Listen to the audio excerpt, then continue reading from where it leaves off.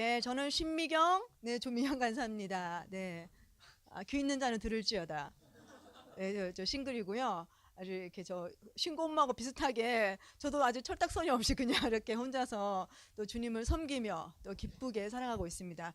선교단체 들어온 지 20년이 넘었지만 여전히 선교가 뭔지 잘 몰라서 또 배우고 있어요. 그래서 지금 저는 한국 선교 훈련원이라고 하는 GMTC 그 서울 목동에 있습니다. 거기에 상반기는 초임 나가는 선교사님들을 훈련하고, 그 다음에 하반기 때는 이제 4년 전부터 이제 선교사로 나갔던 분들을 재교육하시는 그런 어떤 훈련 프로그램이에요. 그래서 제가 다시 훈련을 받으면서 많이 새롭게 배우고, 또 우리 단체가 지향해야 될 우리 단체에게 주신 그 은사, 또 이 MP를 통해서 하나님 주시는 것들, 가르치시는 것들에 대해서 잘 배우고 나눌 수 있으면 좋겠다. 우리 여기 GMTC에서 오늘 저를 위해서 빡시게 기도해줬어요. 왜냐하면 저는 2000년도인가 2001년도에 MP를 했었거든요. 3주 인텐시브 코스로 제주에서 했었습니다. 하면서 그냥 그때 살이 한 3kg 빠졌나 그랬어요.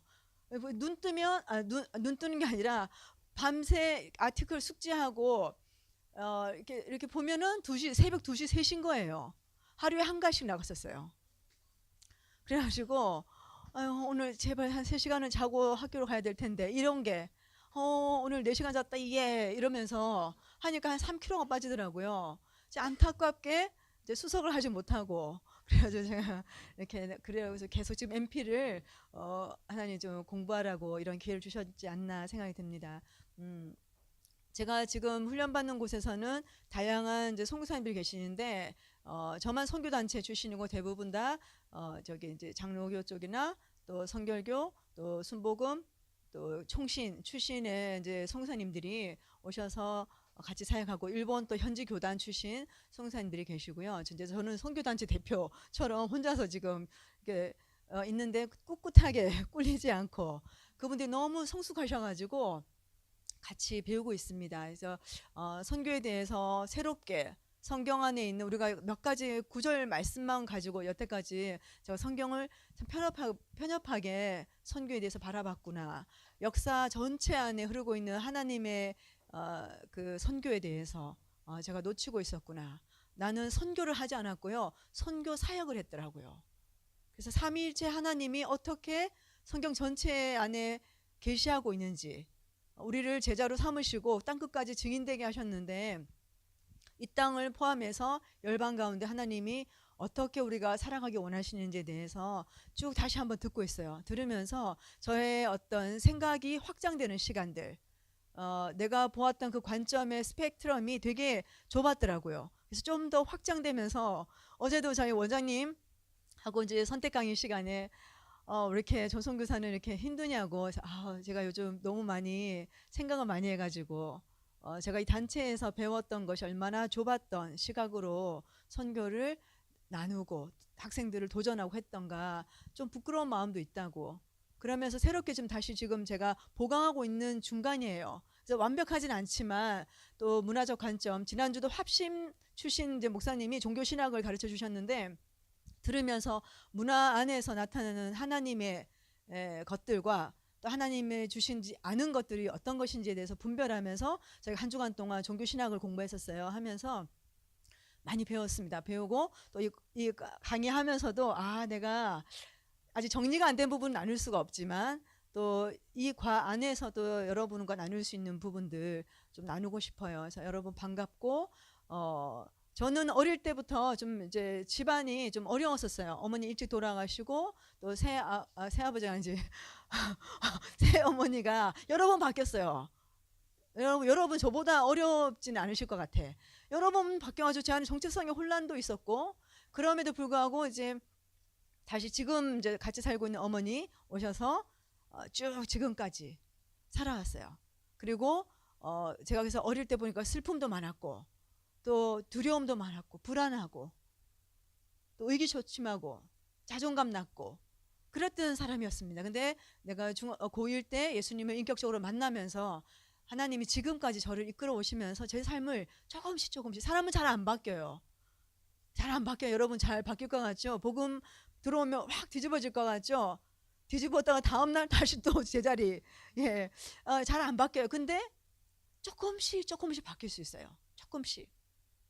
우리의 연약함과 우리의 부족함을 인정하면요, 조금씩 변화하는 문화 속에, 변화하는 세상 속에 변화하지 않는 복음, 그 진리가 우리 안에 있기 때문에 우리도 주님과 함께 계속해서 성화되어지는 과정들을 밟아갈 수 있다고 저는 믿습니다. 그래서 우리가 복음을 담고 있는 사람들이잖아요. 특별히 저는 MP에 오신 여러분들이 다른 크리스찬들보다 더 열심히 특심이라고 저는 믿습니다. 여러분 괜찮아요. 아멘 하셔도 되고, 네, 괜찮아요. 시간 쓰지 않겠어요, 제가. 복음에 대해서 하나님 알고자 하는 마음이 더 간절하기 때문에 이것을 왔다고 생각이 들어요. 그냥 얼마든지 유튜브에 가면 MP에 대한 강의들도 있고 좋은 선교 강의도 많지만 함께 우리가 호흡하고 같이 또 서로 선교의 뜻을 가진 사람들이 모여서 예배하고 서로의 생각을 듣고 우리가 이 MP를 통해서 또 하나님을 알아가는 이 과정을 통해서 우리가 서로를 수용하는 법들도 배워야 된다 생각이 듭니다. 크리스찬들이 얼마나 욕을 먹습니까? 어떤 부분은 우리가 반드시 지켜야 될 것들을 타협하지 않기 때문에 욕을 먹기도 합니다. 그건 당연한 거죠. 하지만 어떨 때는 너무 세상과 호환이 되지 않기 때문에 우리 보고 너무 꽉 막혔다, 꼴통이라고 얘기를 해요. 우리가 왜 듣지 않으려고 하는가?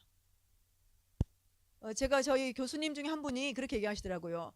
표현을 미신자라고 하더라고요. 미신자. 불신자가 아니고요. 미신자.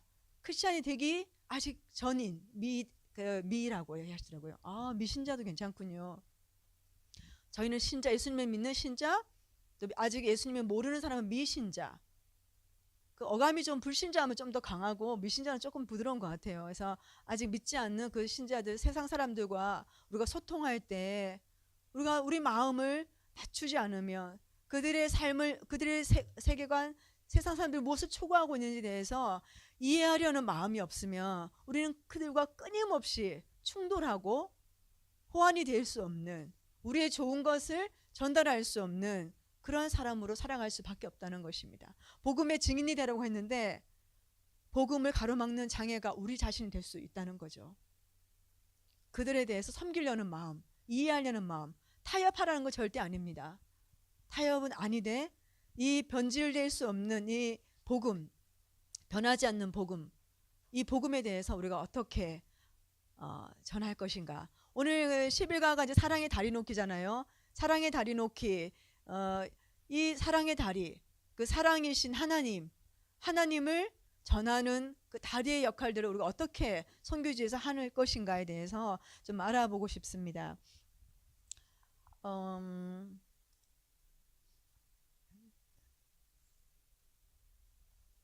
네, 11가의 키워드는 무엇입니까?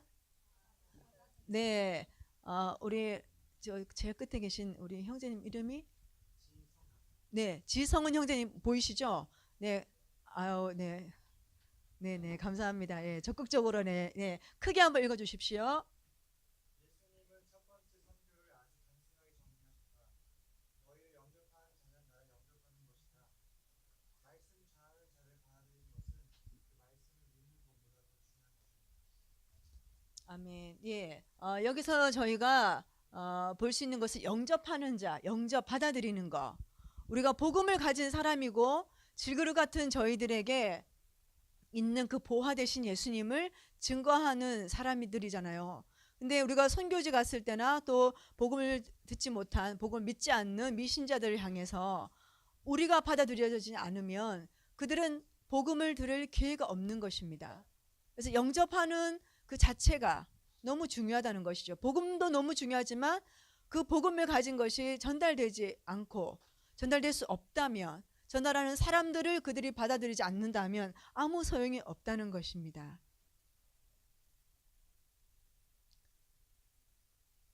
그 성경적 모델에 대해서 여기 MP 강의에 나오고 있는데요. 그 성육신에 대해서 얘기하고 있습니다.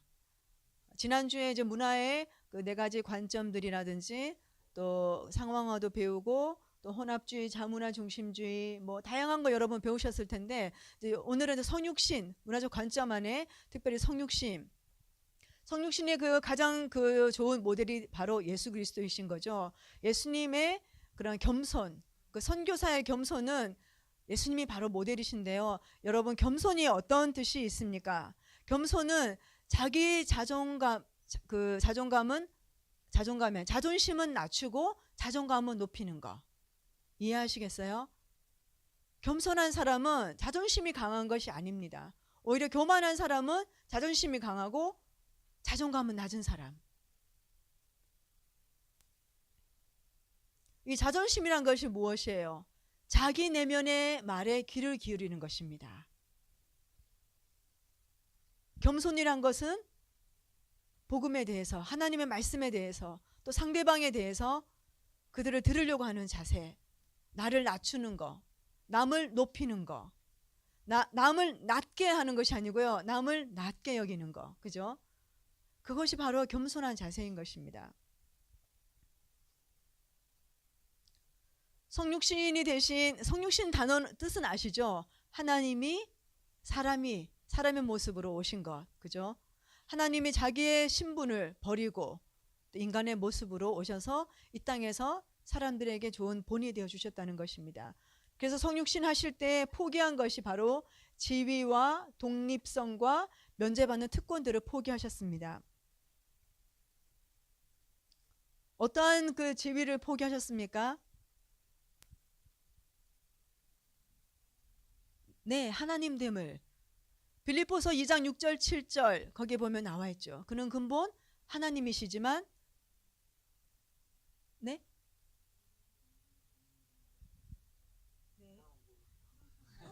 그다음 무대였어요.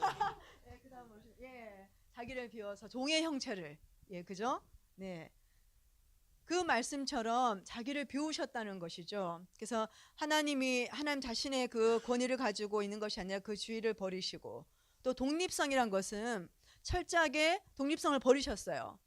의존하셨습니다.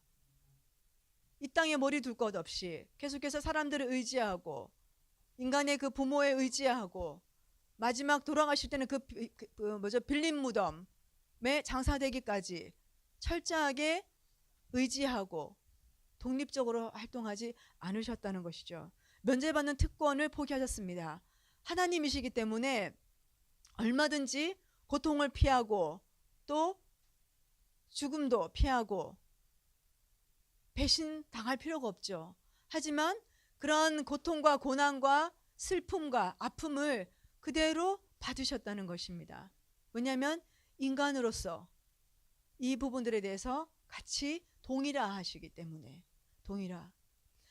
저희가 한국에 그 선교사님들이 처음 오셔가지고 저희가 이제 한국 선교 역사를 다시 보고, 또 그 다른 옛날에 이제 선교사님들이 쓰셨던 그 일기들이 이제 서서히 책으로 나오기 시작했었어요. 이제 그러면서 어떤 이제 소소한 에피소드가 참 많습니다. 선교사님들이 한국에 오셔가지고 정말 훌륭한 분들이 많으셨죠. 언더우드라든지, 그죠? 좋은 선교사님들이 너무 많았는데 또 그분들이 처음부터 훌륭하신 건 아니셨어요. 처음 왔을 때는 미숙한 선교사로, 복음의 열정은 있지만 아직까지 미숙한, 그러면서 자기의 느낌들, 자기의 부족함, 연약함을 쓰셨습니다. 근데 그 가운데 남산에 올라가서 보니까 한국이, 그 조선이 1800년 말에 그 조선의 그 모습이 어땠냐면요, 그 초가집이 막 다다다다 이렇게 있었잖아요, 그죠? 그걸 보면서 이렇게 넓은 그 대형 거지 집단으로 봤대요. 거지 집단, 이렇게 넓은.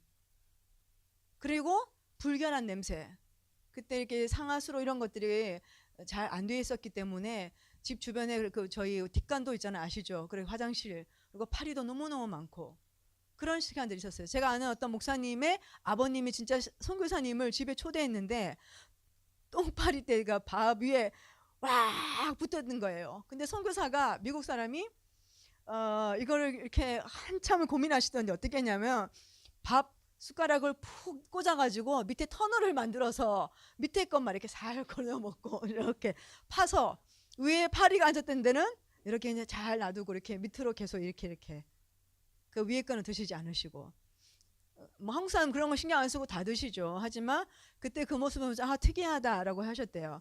그런 얘기도 좀 듣기도 하면서 처음에 선교사들이 왔을 때 아 얼마나 많은 대가를 지불하고 포기하고 그리고 오셨는가. 그 맥켄지 선교사님 같은 경우는 그 동일하고 하는 그 과정 속에 한국 음식을 드시고 또 처갓집에 살면서 일찍 세상을 떠나셨어요. 이 동일하라는 이 개념은 동일하는 것에 목적이 있는 것은 아닙니다. 우리가 주님을 따라가는 그 과정 속에 하나의 복음을 전하는 과정 중에 한 부분이에요. 여러분 모두 다 동일할 필요는 없습니다. 그리고 그러나 그들을 위해서 우리가 복음의 대상자들을 위해서 그 사람들이 한국 사람일 수도 있고 한국말 쓰지 않는 다른 문화권의 사람들이 있을 수 있지만 그들과 함께하기 위해서 그들의 것들을 배워나가는 것이 필요한 것이죠. 물론 우리가 우상을 숭배하거나 그런 거 하면 안 됩니다. 하지만 그들을 접촉하기 위해서 우리가 알아야 될 것들이 무엇인지. 그래서 현지에 가면 언어를 배우기도 하고 그죠? 그들의 문화를 배우고 그들의 음식을 먹는 법들을 어떻게 먹고 어떻게 입고 어떻게 대화하는지 이런 것들을 배울 수가 있는 것입니다. 그래서 그 가운데 한 선교사님이 이렇게 얘기하셨어요. 아이고 잘 안 보이네. 젊은데 눈이 좀 나빠가지고 네 디캠프 선교사님이 이 말씀을 하셨습니다. 우리가 판단하지 말고 우리가 여기 조선 사람들을 판단하지 말고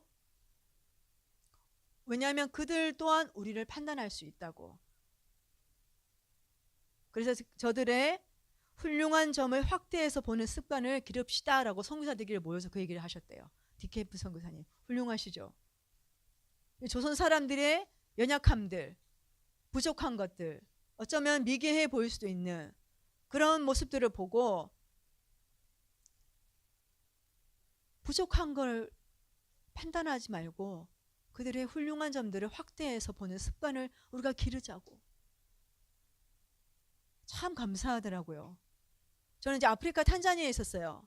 탄자니아에 있으면서 저희가 이 얘기를 가지고 저희가 이제 케이스 스터디를 하면서 각 나라 선교사님들끼리 서로의 얘기를 했었습니다. 저도 보니까 아프리카 처음 갔을 때 한 1년 차 됐을 때 너무 웃긴 일들이 많아가지고 많이 선교사들끼리 모여서 뒷담화 많이 했었어요. 좀 부끄럽더라고요. 그래서 우리가 지금 다시 선교지 나가실 분도 계시고 또 뭐 이렇게 그런 분들이 계셔서 우리가 어떻게 하면 현지에 들어가서 그들과 정말 건강하게 올바르게 동화되고 겸손하게 섬길 것인가 나누었었습니다. 저는 아프리카에 있을 때 우리 현지인들이 에피소드가 있었어요. 그건 에피소드예요. 그 마사이 부족 아시죠? 그 사람들과 같이 제가 이제 살았는데 그분들이 이제 저희 다른 선교사님 집에 화장실 양변기가 있었어요. 거기 물이 고여 있잖아요. 근데 화장실 가서 손을 닦고 오시오. 손을 닦아야 우리 밥을 먹을 수 있으니까 손을 닦고 오시오 했는데 이 수도꼭지를 한 번도 안 보신 거예요. 그래서 마사이 목사님이시고 저 화장실 변기에 있는 그 물을 보는 순간 나를 위해서 물을 떠놓으셨구나. 거기서 손을 닦고 그래도 물이 깨끗하니까 자기의 발도 닦고 양말도 빨고 왜 이렇게 안 나오시나 보니까 변기에 그 모든 볼일을 다 보고 계시는 거예요. 그래서 웃고 난리가 났었죠. 또 그러다가 한번 저희가 컨테이너로 탁구대를 이것저것 다 싣고 가면서 자리가 남아서 탁구대를 또 싣고 갔습니다. 탁구대에 잠시 한눈 파는 사이에 어디 갔다 오니까 탁구대가 무엇으로 변해 있었냐면 큰 도마로 딱 잡고 난리가 난 거예요. 너무 판판한 그 판이니까 요리를 하고 난리가 난 거예요. 와 어떻게 이런 땡땡한 사람들을 봤나 이러면서요 우리가 막 그렇게 했죠. 그래서 돌아보니까 우리가 이런저런 얘기들을 안타까운 얘기들이었는데 우리 그때 그거를 우스갯거리로 그들에 대해서 왜냐면 모를 수 있잖아요. 그죠? 화장실을 못 써본 사람은 사실 저도 그랬었어요. 저 초등 때 여러분하고 세대 차이 조금 나네. 미안하네요. 제가 초딩 때 저 지방이거든요. 근데 지방에서 이렇게 서울 왔는데 처음 이제 수세식 양변기가 있는 거예요. 이 서울에. 그래서 제가 우리 고모님 댁에서 이렇게 해야 되는데 제가 가서 물을 내리라 했는데 그게 이렇게 하니까 웅 소리가 났었어요. 옛날 건 소리가 컸거든요. 웅 해서 무서워가지고 이 변기 이 플러시 이거 누르는 거를 못 눌렀었어요. 그래서 제가 어떻게 될지 막 볼일을 보고 어찌 될지 몰라가지고 물을 부으니까 또 넘치고요. 에이 모르겠다 뚜껑 닫고 나왔는데 저희 이제 사촌 오빠가 누가 화장실에 물을 안 내렸었는데 제가 이불 뒤집어 쓰고 이렇게 숨었던 그래서 저뿐이겠죠. 그러니까 그런 어떤 저도 그랬거든요. 돌아보니까 저도 문화를 체험하지 못했을 때 그랬었구나. 근데 우리가 그걸 가지고 약간 이렇게 놀리는 거리로 진짜 무식했어요. 뭐 이렇게 했던 제 모습들이 생각났었습니다. 그래서 저희가 우리가 정말 우리 사람은 다 통하거든요. 우리가 그들을 어떻게 대하는지를 보면 저 사람 나를 존중하는가 아니면 나를 무시하는가 우리가 가진 자 같고 좀 더 아는 자 같고 그렇기 때문에 그들에게 뭔가를 주러 가는 그것이 선교가 아니에요. 그거는 일부고요. 진짜 하나님의 사랑을 전하기 위해서 문화 속으로 더 내려가서 그들과 같이 그들이 어떤 생각을 갖고 있는지 그들이 무엇을 고민하고 있는지 그들의 생각은 그들의 세계관은 왜 이렇게 형성됐는가 무조건 그 문화를 비판하기 전에 무조건 판단하기 전에 그들의 어떤 행동에 대해서 판단하기 전에 생각할 수 있는 그런 여유. 한국 사람들 너무 모든 게 빠르잖아요. 빨리 판단해버리고. 그래서 판단하는 것이 아니라 이해하는, 수용하는 우리가 평생에 우리가 하나님께 수용됐잖아요. 우리의 어떤 행동들, 우리의 죄, 우리 연약함들, 우리 단점, 장점 모든 것들이 끊임없이 평생에 주께 수용됩니다. 그들의 문화 또한 하나님 앞에 수용되는 사람이란 걸 생각할 때 우리가 함부로 대하기는 어려울 것 같습니다. 그래서 성경적 모델이신 예수 그리스도가 이 땅에 오셔서 어떤 것들을 포기하고 또 어떻게 동화되셨는지 인간의 언어를 배우고 강한 자, 권위자로 오시지 않으시고 그 피지배국으로 로마의 피지배국으로 그 사람으로 약한 자로 오셔서 이 땅에 사셨다는 것입니다. 네, 이렇게 태어나셨죠. 말구유에 좋은 집이 아니라 말구유에 가장 낮고 천한 모습으로 시작하셨어요. 끝날 때도 마찬가지입니다. 그런 예수님의 어떠한 삶을 사셨는가를 저희가 염두에 두면 문화 속에서 우리가 더 겸손해질 수밖에 없다는 생각이 들고요. 이중문화적 다리놓기, 문화에서 역할들, 우리가 문화 가운데 어느 선교지를 가더라도 그들 속에서 우리의 역할이 어떤 역할이냐면 친구가 되는 것입니다. 그리고 동료가 되는 것입니다. 좋은 이웃이 되는 것이에요. 또 교회 안에서 내가 목사인데 내가 선교사인데라는 것이 아니라 그들의 형제로, 그들의 자매로, 그들을 섬기는 종으로 가는 것이 필요하다는 것입니다. 저는 이제 아프리카 탄자니아에서 갔을 때 처음에 제가 그 전에 방글라데시 사역을 했었어요. 사역하면서 실패했었습니다. 98년 그때 사역의 실패를 경험하고 다시는 선교 안 하겠다는 마음 먹었었어요. 그때 IMF였고 또 1달러의 환율이 2,100원이었어요. 근데 후원은 너무 적고 그 가운데서 이제 제가 사역할 때 너무 힘들었습니다. 재정도 어렵고 또 그 회교권, 그 이슬람 문화 안에서 제가 기죽어서 더워 죽겠는데 몸을 다 싸고 발목까지 다 싸야 되는 그런 상황에서 사역을 하면서 지내면서 제가 여러 가지 어려움을 겪었던 것 같아요.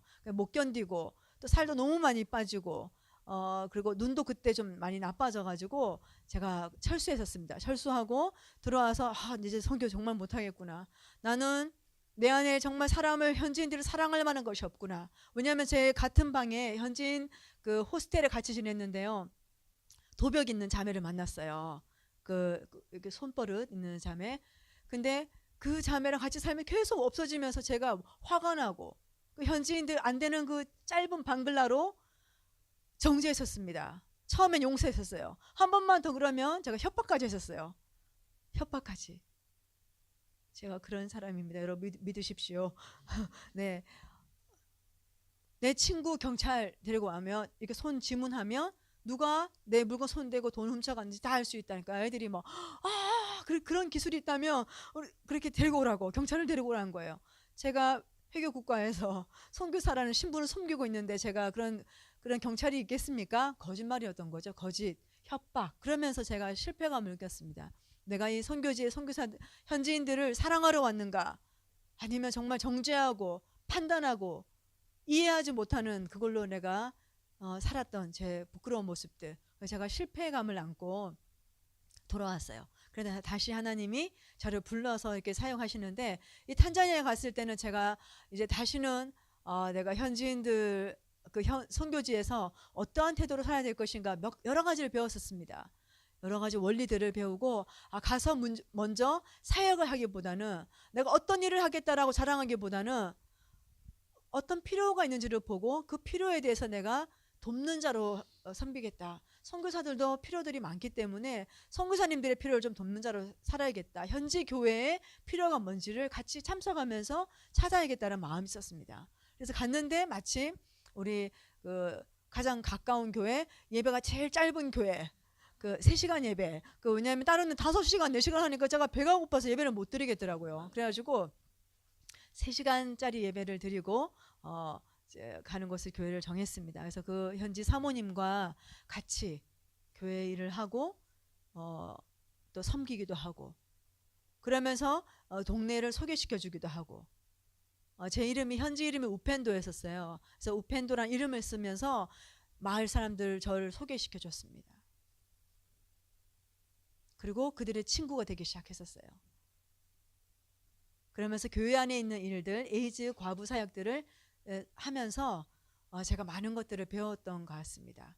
현지인들로부터 제가 더 많은 사랑을 받고, 또 그들의 고백으로 인해서 죽음을 임박하게 앞둔 그들의 고백을 통해서 제가 더 많이 도전받고, 저는 조금 섬기고 많은 사랑을 받았던, 우펜도가 사랑이란 뜻이거든요. 더 많은 사랑을 받았던 것이 저의 모습이었던 것 같습니다. 그래서 그 현지 안에서 사람들의 모습들 속으로 제가 들어갔던 거죠. 그 왼쪽에 보면은 어둡게 나와서 우리 로날드 얼굴이 안 보이는 저희 그 베이스 스텝이고요. 왼쪽에 우리 형제님이 로날드라는 우간다 형제였었어요.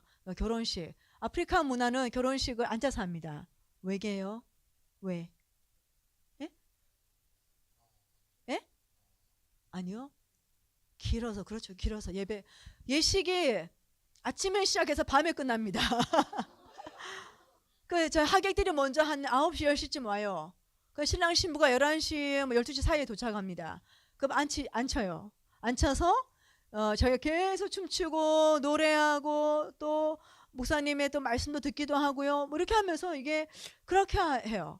그래서 신랑 신부 피곤하니까 일단 앉혀요. 그러다 필요하면 또 불러내서 같이 특송도 같이 하고 또 앉혀요. 그럼 목사님 앞에 이제 서약을 하고 그 다음에 또 앉혀요. 왜냐하면 특송이 끊임없이 나와요, 팀들이. 그래가지고 언제 끝나냐 하니까 4, 5시에 잠시 신의 행진이 있는 거예요. 제가 그 다마스 같은 봉고차가 하나 있었거든요. 그걸로 이분들의 친척들, 우간다에서 온 친척들을 모시고 같이 쭉 다니면서, 그때는 중앙선을 침범할 수 있는 유일한 날이에요. 그래서 차가 이렇게 가더라고요. 모든 차가. 그럼 딴 차들은 갓길로 그냥 피해가고, 그러면서 결혼 축하 행진을 하면서 결혼식장 교회에서 센터로 돌아왔어요. 다시 또 시작됩니다. 피로연. 그 밤에 끝나요. 그리고 그날 당일날 선물을 저희가 준비해서 모든 사람이 춤을 추면서 내가 뭐 숟가락 들고 왔다, 내가 밥그릇 들고 왔다, 아니면 접시를 몇 개 가져왔다, 이렇게 하면서 축하해주고 접시를 선물로 주고 이렇게 해요. 그 혼수를 그날 다 이렇게 각 사람이 하나씩 다 맡아가지고 들고 오는 그런 문화에서 로날드가 또 제가 처음 제자훈련 학교, 현지 제자훈련 학교 할 때 같은 스텝이었기 때문에 제가 이분을 또 친구로, 동료로 같이 해서 결혼식 친척들을 제가 모시고 라이드 했었습니다. 예, 오른쪽에는 우리 마사이 마사이 자매들은 이제 결혼 전에 여기 구멍을 뚫어요. 여기 이렇게 해가지고 예, 귀 구멍을 계속 넓혀요. 그렇게 해서 액세서리를 끼웁니다. 결혼 준비를 하고 있는 이런 문화에 있는 사람도 있습니다. 네, 아프리카는 이렇게 머리를 따야 돼요. 레게. 왜 레게를 해야 되는 줄 아시는 분 혹시? 예? 네, 정답 나왔습니다. 네네. 곱슬머리가요. 우리 철수세미처럼 센 부족들이 있어요. 특히 마사이들은. 그래서 그 앞에 우리 자매들처럼 이렇게 막 밀어요. 밀든지 자매들이거든요. 그래서 조금씩 자라면 이게 파고들면 염증이 생기고 두피가 여기 다쳐요. 그래서 머리를 펴야 됩니다. 라스타라고 해가지고 실을 대가지고 레게 파마를 하게 돼 있어요. 저는 처음에 이해를 못했습니다. 못 먹고 어려운데 머리 하겠다고 돈 좀 달라는 거예요. 내가 참 이해가 안 됐어요. 내가 줄 수 없다고 머리 하는데. 아니 배고프면 내가 줄 수 있지만 머리 하는 데는 돈 주고 싶지 않다고 미안하다고. 제가 지나면서 이제 알게 됐습니다. 아, 이들은 먹는 것도 중요하지만 자매들이 또 필요할 때는 이거를 해줘야 되는구나. 두피를 위해서. 그래서 이런 문화를 조금씩 이해하면서 그들과 좀 더 이제 편하게 나가갔던 것 같아요. 그리고 마사이 사람들은 처음에 제가 또 비웃었었어요. 너무 잘생긴 우리 마사이 그 언어 선생님이 있었는데요. 잘생겼어요. 근데 앞니가 없어요. 아랫니. 또 한 번에 보니까 윗니가 없더라고. 쟤들은 짜고 쳤나? 이렇게 했는데 진짜 그렇더라고요. 왜냐하면 마사이는 그 광야에서 독초나 어떤 것들에 의해서 이렇게 뭐 먹을 걸 열매를 먹다가 잘못하면 그 자리에서 경련을 일으키고 죽을 수 있어요. 그럴 때 빨리 여기 구멍 사이로 해독제 같은 걸 넣어줘야 돼요. 이렇게 악물면 더 이상 넣어줄 수가 없기 때문에 여기를 윗니나 아랫니나 다 빼요. 여자도 남자도. 처음에는 쟤는 앞니에 좀 끼우든지 뭐 이렇게 했는데 예, 그런 문화가 있구나를 뒤에 알게 된 거예요. 그냥 몰라서 제가 현지인들을 속으로 이렇게 비웃는 일들이 많이 있었던 것 같습니다. 그래서 이들 안에 있는 다양한 문화들을 이해할 수 있는 그런 시간들이었고, 이 사진은 또 교회 갔을 때 이제 감사 헌금하는 시간 갖겠습니다. 헌금하겠습니다 했는데 막 나무 이런 이렇게 그 장작들을 들고 오고 여기 닭 한 마리 그리고 계란 몇 개 이렇게 해가지고 감사의 예물을 들고 나오는 거예요.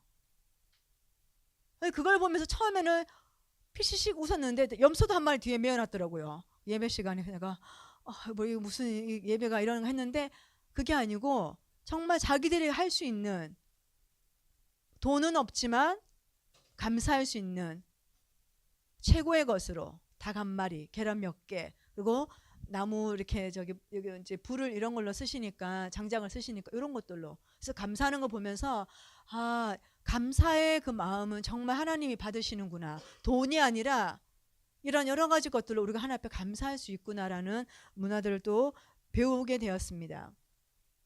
네, 이렇게 또 물. 그리고 어떤 사람들은 왜 이런 곳에 이런 물을 마시게 하느냐? 우물을 파드리지 왜 이런 걸로. 여기는 저희가 몇 번 시도했는데 물이 안 나와요. 그래서 저수지를 파서 우기철에 비가 오면 그걸 모아서 사람들이 먹기도 하고 동물들이 먹기도 하고. 제가 여기 이쪽 마을에 갔다 와서 제가 이제 설사도 하고 막 그랬죠. 처음에는. 왜냐하면 차를 끓여주시는데 카푸치노인 거예요. 아니 웬 카푸치노 그랬더니 여기에 뭘 넣냐 이게 염소젖을 넣었대. 여기 차하고 염소젖. 근데 왜 이렇게 카푸치노가 됐을까? 가보니까 이 물로 인해서 이 걸쭉한 물로 그때부터 배가 아프더라고요. 사람이 참 희한해요.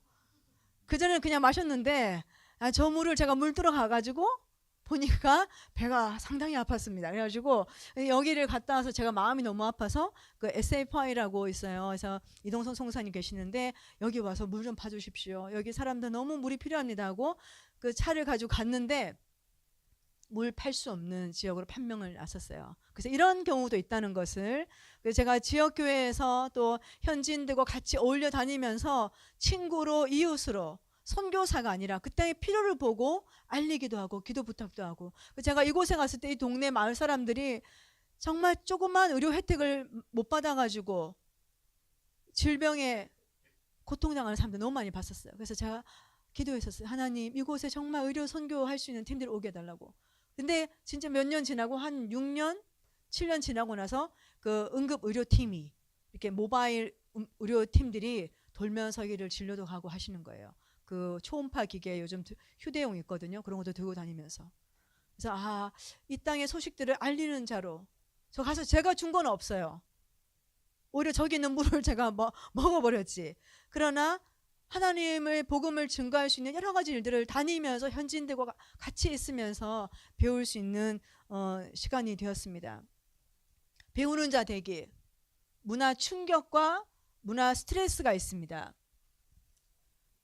여행을 하다 보면 우리가 문화적으로 스트레스를 받을 수 있어요. 그죠? 아무리 좋은 곳에 가도 우리와 다르기 때문에 문화적인 스트레스를 받을 수 있습니다. 근데 여행자들은 문화 충격이라고 하기보다는 스트레스라는 용어를 씁니다. 하지만 그곳에 살기 시작할 때는 문화 충격이라고 할 수 있어요. 문화 충격. 여러 가지 충격들을 겪을 수 있죠. 저는 이제 탄자니아 도착하자마자 이틀 뒤에 언어학교에 제가 사는 도시에서 10시간 떨어진 곳에 버스를 타고 내려갔어요.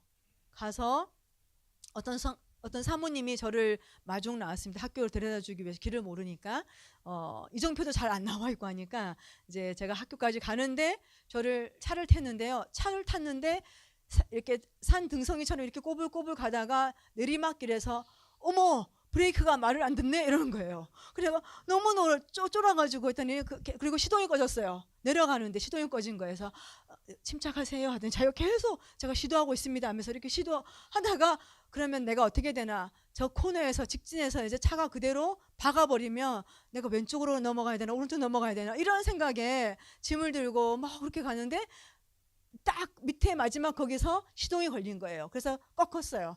살았어요. 멀쩡합니다. 예, 그래가지고 그때 그런 걸 겪으면서 저한테 좀 충격이죠. 내가 이런 거에서 살아야 되나? 와, 이게 차도 이렇게 불안하구나. 겉은 멀쩡했는데 시동도 꺼지고 브레이크도 말 안 듣는 이런 차들도 있구나라는 걸 경험했죠. 도착했습니다. 도착해서 가니까 누가 그 전봇대에 전주라고 합니까? 이렇게 그 큰 배터리 있잖아요, 그죠? 그거를 누가 훔쳐갔대요. 그거 엄청난 그 고압 전기가 흐르는 건데 그거를 누가 훔쳐가가지고 한 달 동안 전기가 안 들어오는 거예요. 전기가 없어가지고 제가 촛불 켜고 거기는 이제 뭐 이렇게 전기가 안 되니까 충전도 안 되는 거예요. 그래서 촛불을 켜면서 또 건전지 그거 랜턴 사가지고 쓰고 이렇게 하는데 저녁에 이제 미국 사람들은 거기 언어 배우는 학교에 한국 사람 저 혼자여가지고 이제 외국 사람들 막 있었어요. 저녁 되니까 저는 힘들어서 방에 있는데 외국 사람들 다 밖으로 나왔습니다. 나와가지고 와 그런 거에서 뭐 또 좋은 게 있나 하고 딱 나갔는데 뭐가 휙 지나가서 내가 했더니 다 배트라는 거 배트 그 박쥐 하면서 자기들은 즐거워하는 거예요. 나는 박쥐 하니까 와 이러고 그러니까 사람들이 내가 더 웃기대요. 그러면서 그런 어떤 걸 겪으면서 왜 이 사람들은 박쥐를 보고 좋아하냐고 나는 무서운데 그래서 제가 거기 언어 배우면서요 힘들어가지고 고개를 푹 숙이고 이제 언어하고 밥 먹고 오면 고개 숙이고 이렇게 하다가 어느 날 하나님이 저에게 고개 좀 들어라고 그 마음 주시는 거예요. 고개 좀 들어라고. 들어보니까 오렌지 나무도 있고 바오밥 나무도 있고 에버그린 그린 초원인 거예요. 거기가 그 동네는 비가 많이 와가지고 그래서 이렇게 아름다운 곳이 있었구나. 아프리카 여러분 아프리카 정말 아름다운 곳이에요. 물론 광야도 있습니다. 하지만 하나님이 주신 그 아름다운 그 자연을 내가 보지 못하고 고개 숙이고 왜냐하면 저한테는 그것이 충격이었거든요. 다시 이곳에서 살지 못하면 어떻게 할까 고민이 됐었어요. 야 1년 만에 또 튕겨나가는 거 아닌가? 어떻게 살지 이런 곳에서 그렇게 힘들었던 시간들이 제가 처음 겪던 문화 충격의 시간이었던 것 같습니다. 지금은 이제 많이 발전했었어요. 광야에서도 인터넷 터집니다. 태양열 전기 충전해가지고요. 시내에 가서 그 인터넷 그걸 사요. 뭐 10,000원치 살 수도 있고 얼마를 사면 카톡이 됩니다. 보이스톡도 돼요. 여러분 어디든지 가시면 여러분 이제는 세계가 다 연결되는 그런 멋진 그 시대가 왔습니다. 그래서 문화 충격은 이곳이 내가 살 곳이다라고 자각할 때 찾아오는 것이 충격입니다. 처음 그 역할이 바로 배우는 자가 되는 거예요. 어디를 가더라도 겸손하게 배우는 자의 자세. 여기 코끼리의 예를 들었는데요. 배우는 사람은 엉덩이를 들이미는 사람이다 라고 표현했습니다. 여기 보시면 여기 코끼리 떼들이 있고요. 보이세요? 네, 귀엽죠? 신경 썼습니다. 이거 작업하느라 정말. 네.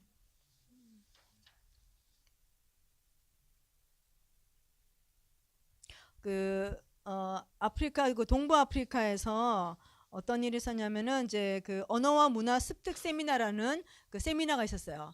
그래서 한 사람이 발표하면서 코끼리 때 비유를 그 문화의 특징을 아느냐, 코끼리 문화의 특징을 아느냐 했을 때 어떻게 되냐면은 이렇게 코끼리 무리들이 물을 마시고 있잖아요. 마시고 있을 때 다른 무리들이 뒤에서 옵니다. 근데 다른 무리가 왔을 때 어떻게 들어오냐면 이렇게 천천히 한 마리 그 뒤에 무리의 우두머리가 엉덩이를 뒤로 해서 뒷걸음을 치면서 양쪽으로 들어와요. 두 마리 사이에 들어옵니다. 들어오면 닿는 느낌이 있잖아요. 그러면 두 마리가 이렇게 벌려줍니다. 들어오시라고. 아, 누가 들어오는구나 하고 느낌을 알고 좀 있으면 열어줘요. 그러면 그 다음 무리가 와서 물을 마십니다. 그것처럼 먼저 물을 마시고 있는 그 코끼리 떼들에 대해서 존중하는 거죠. 준비를 시키는 것입니다. 그러니까 우리가 언어를 배우고 문화를 배워서 복음을 전하는 거잖아요. 그냥 사는 것이 아니라 복음을 전하는 선교사들이, 복음을 전하는 제자들이 그들의 문화 속으로 들어갈 때 그들이 준비됐는가 확인할 필요가 있는 것입니다. 그래서 우리가 조심스럽게 당당하게 코를 휘저으면서 소리를 지르면서 우리가 왔다는 것이 아니라 조용히 뒷걸음질 치면서 엉덩이를 들이매는 그런 태도로 우리가 아프리카 사람에게 다가가는 것이 필요하다. 특별히 한국 사람들은 빨리빨리 문화가 있잖아요. 그러니까 아프리카 속담에, 동부 아프리카 속담에는 빨리빨리는 축복을 가져오지 못한다는 놀라운 속담이 있습니다. 이제 가서 그거부터 배웠어요.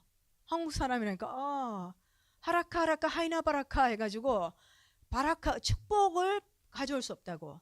그래서 천천히 해라고. 뭐든지 천천히. 속 터지죠. 하지만 그들은 그것이 중요하지 않거든요. 우리 속 터지는 게 상관없어요. 그들의 문화는 천천히 뭐든지. 그리고 시간보다도 사람이 더 중요하기 때문에 어떤 장소에 제 시간에 안 나타나면 우리 막 힘들잖아요. 근데 오다가 누가 아프다 해서 그 집에 들어갔다가 병문안하고 기도하고 차를 한 잔 줘서 차를 한 잔 마시고 왔다. 그러니까 1시간 늦었네. 그러면 잘했다고, 귀한 일을 했구나. 이렇게 해야지. 지금 몇 시냐고 1시간이 늦었다 30분도 아니고 이래버리면 관계가 안 되는 거예요. 쟤는 우리랑 관계하고 싶지 않구나 라고 느낀다는 거죠. 또 아프리카 속담에 그런 것이 있죠. 멀리 가려면 함께 가라고, 빨리 가려면 혼자 가라고. 그 동부 아프리카 속담입니다. 우리가 함께 멀리 가는 거, 우리와 다른 문화에 대해서, 다른 사람들에 대해서 어떻게 그들의 문화를 존중할 것인가. 예수님이 자기를 비워서 종의 형체를, 우리는 절대 종이 되려고 하는 마음이 없는 것 같아요. 주인처럼, 권위자처럼, 뭔가 가진 자처럼 다가가는 경우가 있는 것 같습니다. 그래서 끊임없이 우리의 생각들을 비우고 우리 생각을 조금 더 넓혀서 유연하게 내가 만든 프레임에 갇혀가지고 사는 것이 아니라, 여러분 그 베드로 같은 경우는 어땠습니까? 그 보자기 환상 배우셨죠? 그죠? 베드로의 프레임은, 자기의 틀은 절대 이 율법을 어길 수 없다는 것, 이건 죄다라고 생각했었어요. 그러나 하나님은 그것을 깨트렸습니다. 하나님이 깨끗하고 거룩하다고 말씀하셨는데 자기가 갖고 있는 그 프레임으로 인해서 더 이상 이방인들에게 복음이 전파되는 것들이 안 되는 거예요. 그러니까 우리가 갖고 있는 틀들, 우리가 가지고 있는 복음, 우리가 가지고 있는 그 신화의 색깔들, 선교는 이렇게 해야 된다라는 어떤 프레임들을 넓혀가는 것이 필요합니다. 제가 늘 얘기합니다. 타협이 아니라 타협하지 않는 신앙, 변화하는 세상 속에 변화하지 않는 이 복음, 그 복음을 갖고 있을 때 우리의 어떤 사고는 유연하게 그것이 상황화에 적용이 될 수 있다는 것이에요. 본질이 변하지 않는, 본질이 변화되면 그거는 혼합주의인 거죠. 그거는 본인도 죽고 다른 사람도 죽이는 거예요. 우리가 종교와 문화를 분리하는 것은 필요합니다. 종교의식이냐 이것이 그들의 문화냐. 예를 들자면 이제 그 한국의 뭐 추도 예배 이런 거 많이 얘기를 해요. 미국 그런 데서 추도 예배 없습니다. 제가 미국 교수님들 물어봤어요. 그 이렇게 돌아가신 부모님을 기하고 예배들이 그런 거 왜 예배를 하냐고.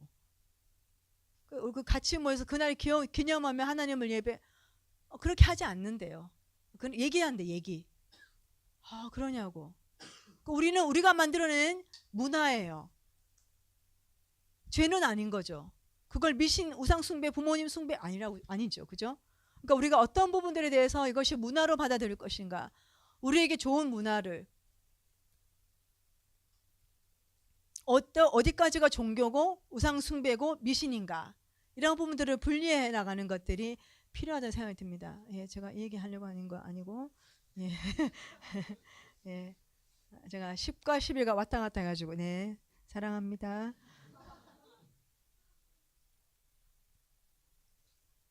네, 동일화의 한계가 있는데요. 미처 몰랐던 습관과 또 알고 있는 원인들 또 우리의 태도, 거짓된 동일화는 실패할 수 있다라고 합니다. 예를 들자면 이렇게 여기 책에도 나와 있어요. 이제 그 인디언이 그 산초 이런 거 책 읽어보신 분, 예. 그 읽고 걸어갈 때 그 뭐죠 걸음걸이를 보고 얘기를 합니다. 어떻게 당신 나보고 세뇨를 하지 않고 미스터라고 외국 사람으로 취급했냐니까 그 자기 말 사람들은 등짐을 지기 때문에 늘 약간 굽어지고 그리고 걸음을 그 좁은 보폭으로. 근데 당신은 팔을 흔들면서 자유롭게 알아봤다는 거죠. 외국인이라는 거를. 그래서 이제 저희가 아무리 그 현지에 동화되어도 우리가 예전에 미처 알지 못한 습관들이 튀어나오게 돼 있어요. 이거는 조금은 다른 예인데 저희가 이제 그 현지 언어 배우면서 하바리가 그 현지 말로 안녕하세요 뜻이에요. 하바리 스와힐리로 하바리라고 했을 때 근데 우리 전라도 송사님은 어떻게 부르는지 아세요? 하바리 그러면은 이제 대답이 은주리예요. 은주리 이 하세요. 그리고 뭐 이렇게 아산테라고 땡큐라는 뜻인데 우리 경상도 송사님들은 아산테 이렇게 해요. 아산테 해야 되는 아산테 그 액센트가 다 묻어 나오는 거예요. 아무리 전화로 이렇게 해도 얘 사람이 현지인인가 아무리 유창하게 10년 20년 산 송사님도 얘기를 하면 현지인들이 외국인인가 딱 알아맞춘대. 그 말투가 우리나라 사람 아니라는 거지. 그래서 이게 우리 몸에 배어 있구나. 여러분 스와힐리 여러분 중에 여러분 알고 있는 거 있죠? 예, 하쿠나 마타타. 예, 또 있습니다, 여러분. 예? 뭐라고요? mambo 들어보셨어요? mambo, 라피키 그리고 제일 모두가 아는 스와힐리 한 개. 그런 방언 아닙니까? 네, 그건 뭐냐면 사파리예요. 사파리가 여러분 제가 좋은 거 가르쳐줬어요. 사파리는 스와힐리고요. 여행이란 뜻입니다. 그 나라 사람들은 여행했을 때는 동물 구경 그런 것밖에 없기 때문에 사파리가 여행이라는 뜻이고요.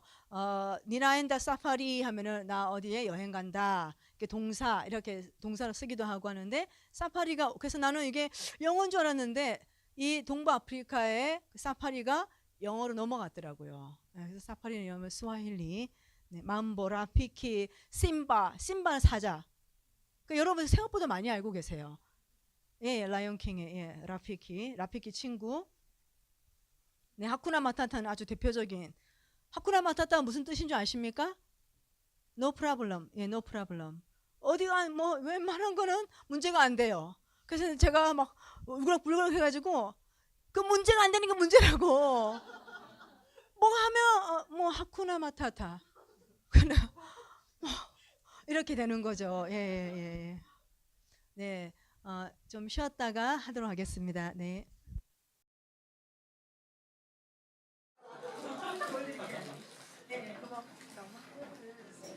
아프리카는 아름다운 곳이에요. 시골 갔다 가는 길에 무지개 같았어요. 멋있죠? 여러분 거기는 아프리카도 여행 가보세요. 초교지도 가보고 옥수수를 여기는 구워 먹어요. 문화적으로 물이 없기 때문에 굽는 게 발달이 되고 옥수수도 이마리 커피나무예요. 물 탱크를 저희가 만들어요. 물을 받으려고 이렇게 만들었어요. 네, 저수지, 네. 이렇게 불도저로 해서 저희가 저수지를 파기도 했습니다. 네, 아까 보여줬던 그 사진.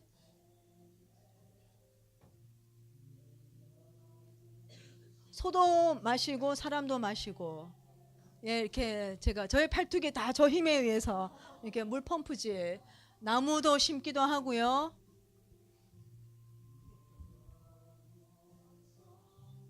물이 있는 지역에 나무를 묘목을 심어서 나무를 자라게 하려고 저희가 시작했습니다. 옥수수도 이제 가뭄에는 옥수수를 다른 도시에서 사와 가지고 나눠주기도 하고요. 빵도 나눠주고 우리 마사이 아이들 너무 행복하죠. 엄마도 아이도 행복한 모습. 예, 어유 저분도 참 행복해 보이시네요. 네. 이렇게 세컨 핸드 그 신발 파는 데 가서 우리 에이즈 아줌마들 소똥으로 만드는 집이어가지고 비가 와서 다 무너졌어요. 그래서 벽돌집을 만들었습니다. 러브하우스 1. 여기는 러브하우스 2. 이사의 엄마 집 지었고요. 이렇게 집 지어서 벽돌집으로 지었어요. 이런 집이었는데 그 국립초등학교는 또 이런 모습으로 있어요.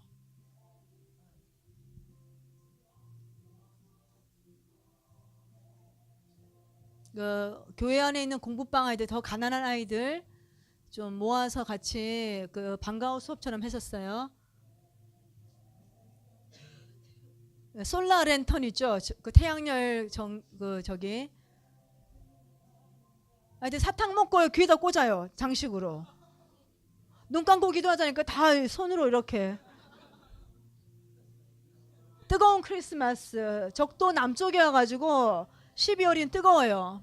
우리 에이즈 아줌마하고 이제 헤어지면서 많이 울었어요.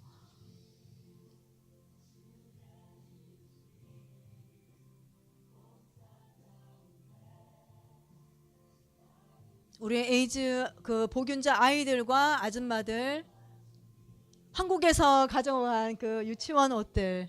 예, 감사합니다. 꺼주시면 되고요. 네. 네.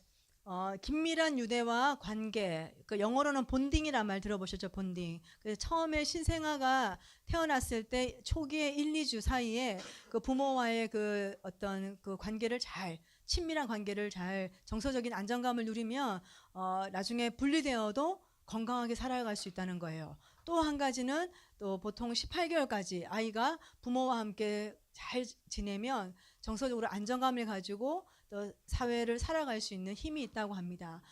제가 이번에 이제 그 GMTC에서 지금 훈련받는 데서 다시 한번 이제 강의를 상담에 관한 것들도 좀 듣고 하면서 어릴 때를 그럼 내가 정서적인 결핍이 있으면 어떻게 살아가나 이렇게 했는데 하나님이 또 때를 따라서 그때 그 시기에 필요한 만큼 우리를 또 공급해 주시고 또 채워 주셔서 저희가 회복될 수 있는 것 같아요. 한번 어릴 때 공급되지 않았기 때문에 내 인생이 불행하기 때문에 끝까지 불행하다는 건 아닌 것 같습니다. 우리가 주님이 계시기 때문에 하나님 아버지가 우리 정서적인 그런 구멍난 것들 있잖아요. 결핍들, 우리 안에 있는 그런 분노가 있을 수도 있고 또 불안도 있을 수 있고 두려움도 있고 비교, 열등감 여러 가지 있잖아요. 제 친구 목사님은 이제 고신층 목사인데 그 이제 치유 세미나 오신 거예요. 그래서 왜 왔냐니까 열등감을 치료하기 위해서. 그러니까 학벌 보니까 서울대 정외과 간 거예요. 그래서 그래 참 열등감이 있겠다.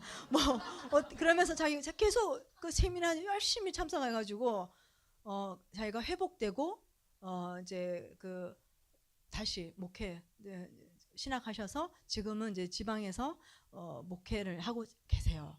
그러면 사람들 치유하면서 치유 강사로 서부 경남 그쪽이 되게 열악한데 그곳에서 목회자들을 치료하고 치유하고 힘을 주고 용기를 주고 자기 열등감을 극복해서. 그래서 목사님 좀 열등감을 조금 좀 어디 자랑하지 마세요. 절대 그거 열등감이라고 말하면 돌 던집니다. 그랬더니 자기는 그때 너무 하나 틀리면 너무너무 자존심이 상했대요. 그러니까 사람마다의 그 열등감의 그 기준이 다 다른 것 같아요. 그래서 비교하는 거 비참한 거예요. 절대 다른 사람하고 비교하지 마시고 열등하다 생각 절대 하지 마십시오. 우리 안에 존귀하신 주님이 계십니다. 그래서 그 주님이 나의 삶을 조금씩 변화시키고 나의 삶을 점차 회복시켜 가시기 때문에 저뿐만 아니라 여러분도 또 여러분이 복음을 전할 미신자들에게 또 열방에 있는 예수를 알지 못하는 사람들에게 그 전할 때 소망을 줄 수가 있다고 생각됩니다. 그래서 초기 결속이 참 중요한데요.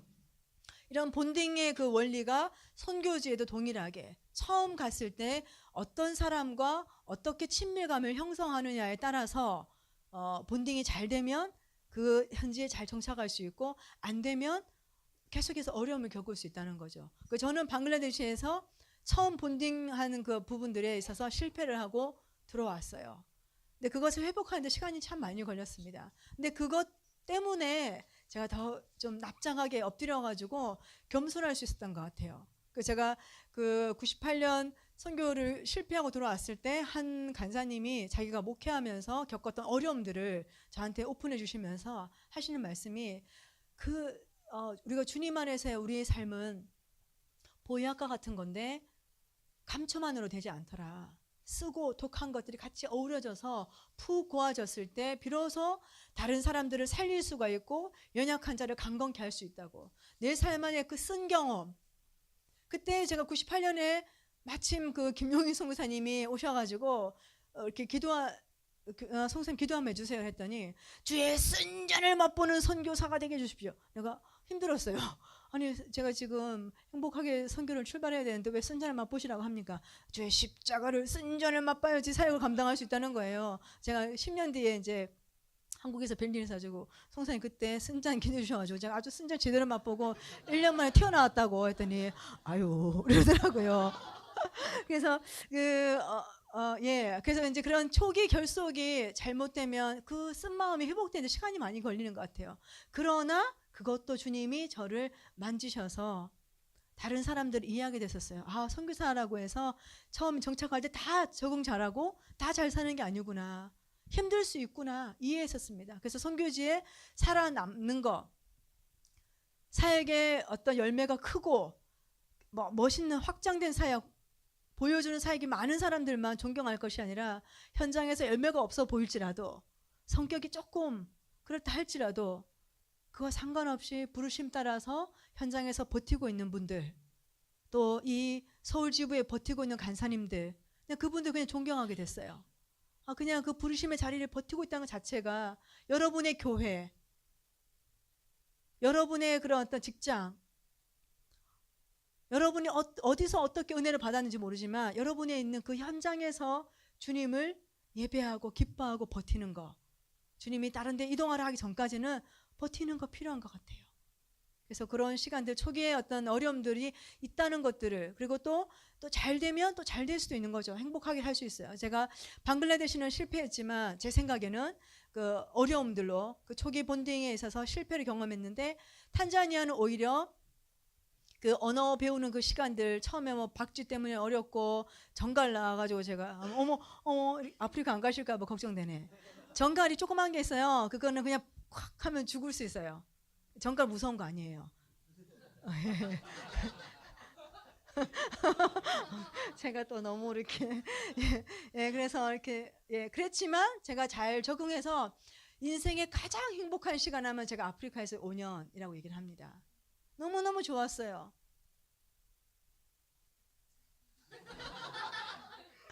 여러분, 불편하다고 해서 불행합니까? 아니죠. 전기가 좀 없고 물이 조금 없고 물이 조금 더러웠어요. 그리고 저희가 빗물 받기도 하고 또 산에서 내려오는 물 받아가 정수해서 마시기도 했는데 불편했지만 행복했었어요. 하나님 안에 있는 그 은혜가 어떤 것인지, 그 서로 사랑한다는 것이 어떤 것인지, 우리를 사랑하는 또 가난한 자를, 부족한 자를, 또 그들을 통해서 우리 선교사들이 격려받기도 하고, 함께 그들이 저희의 보호자가 되고 부모가 되어줬어요. 저한테는. 제가 힘들 때 찾아와서 기도해주고, 내가 맨날 어디 가다가 누구 기도해주고, 왜냐면 아픈 경우가 많고 배고픈 사람도 많기 때문에 밥 안 먹었다면 들어와서 차 마시고 가라 하면 차 마시고 약속 장소 조금 늦게 가요. 근데 이제 제가 아플 때 현지인들이 와서 막 기도해줬어요.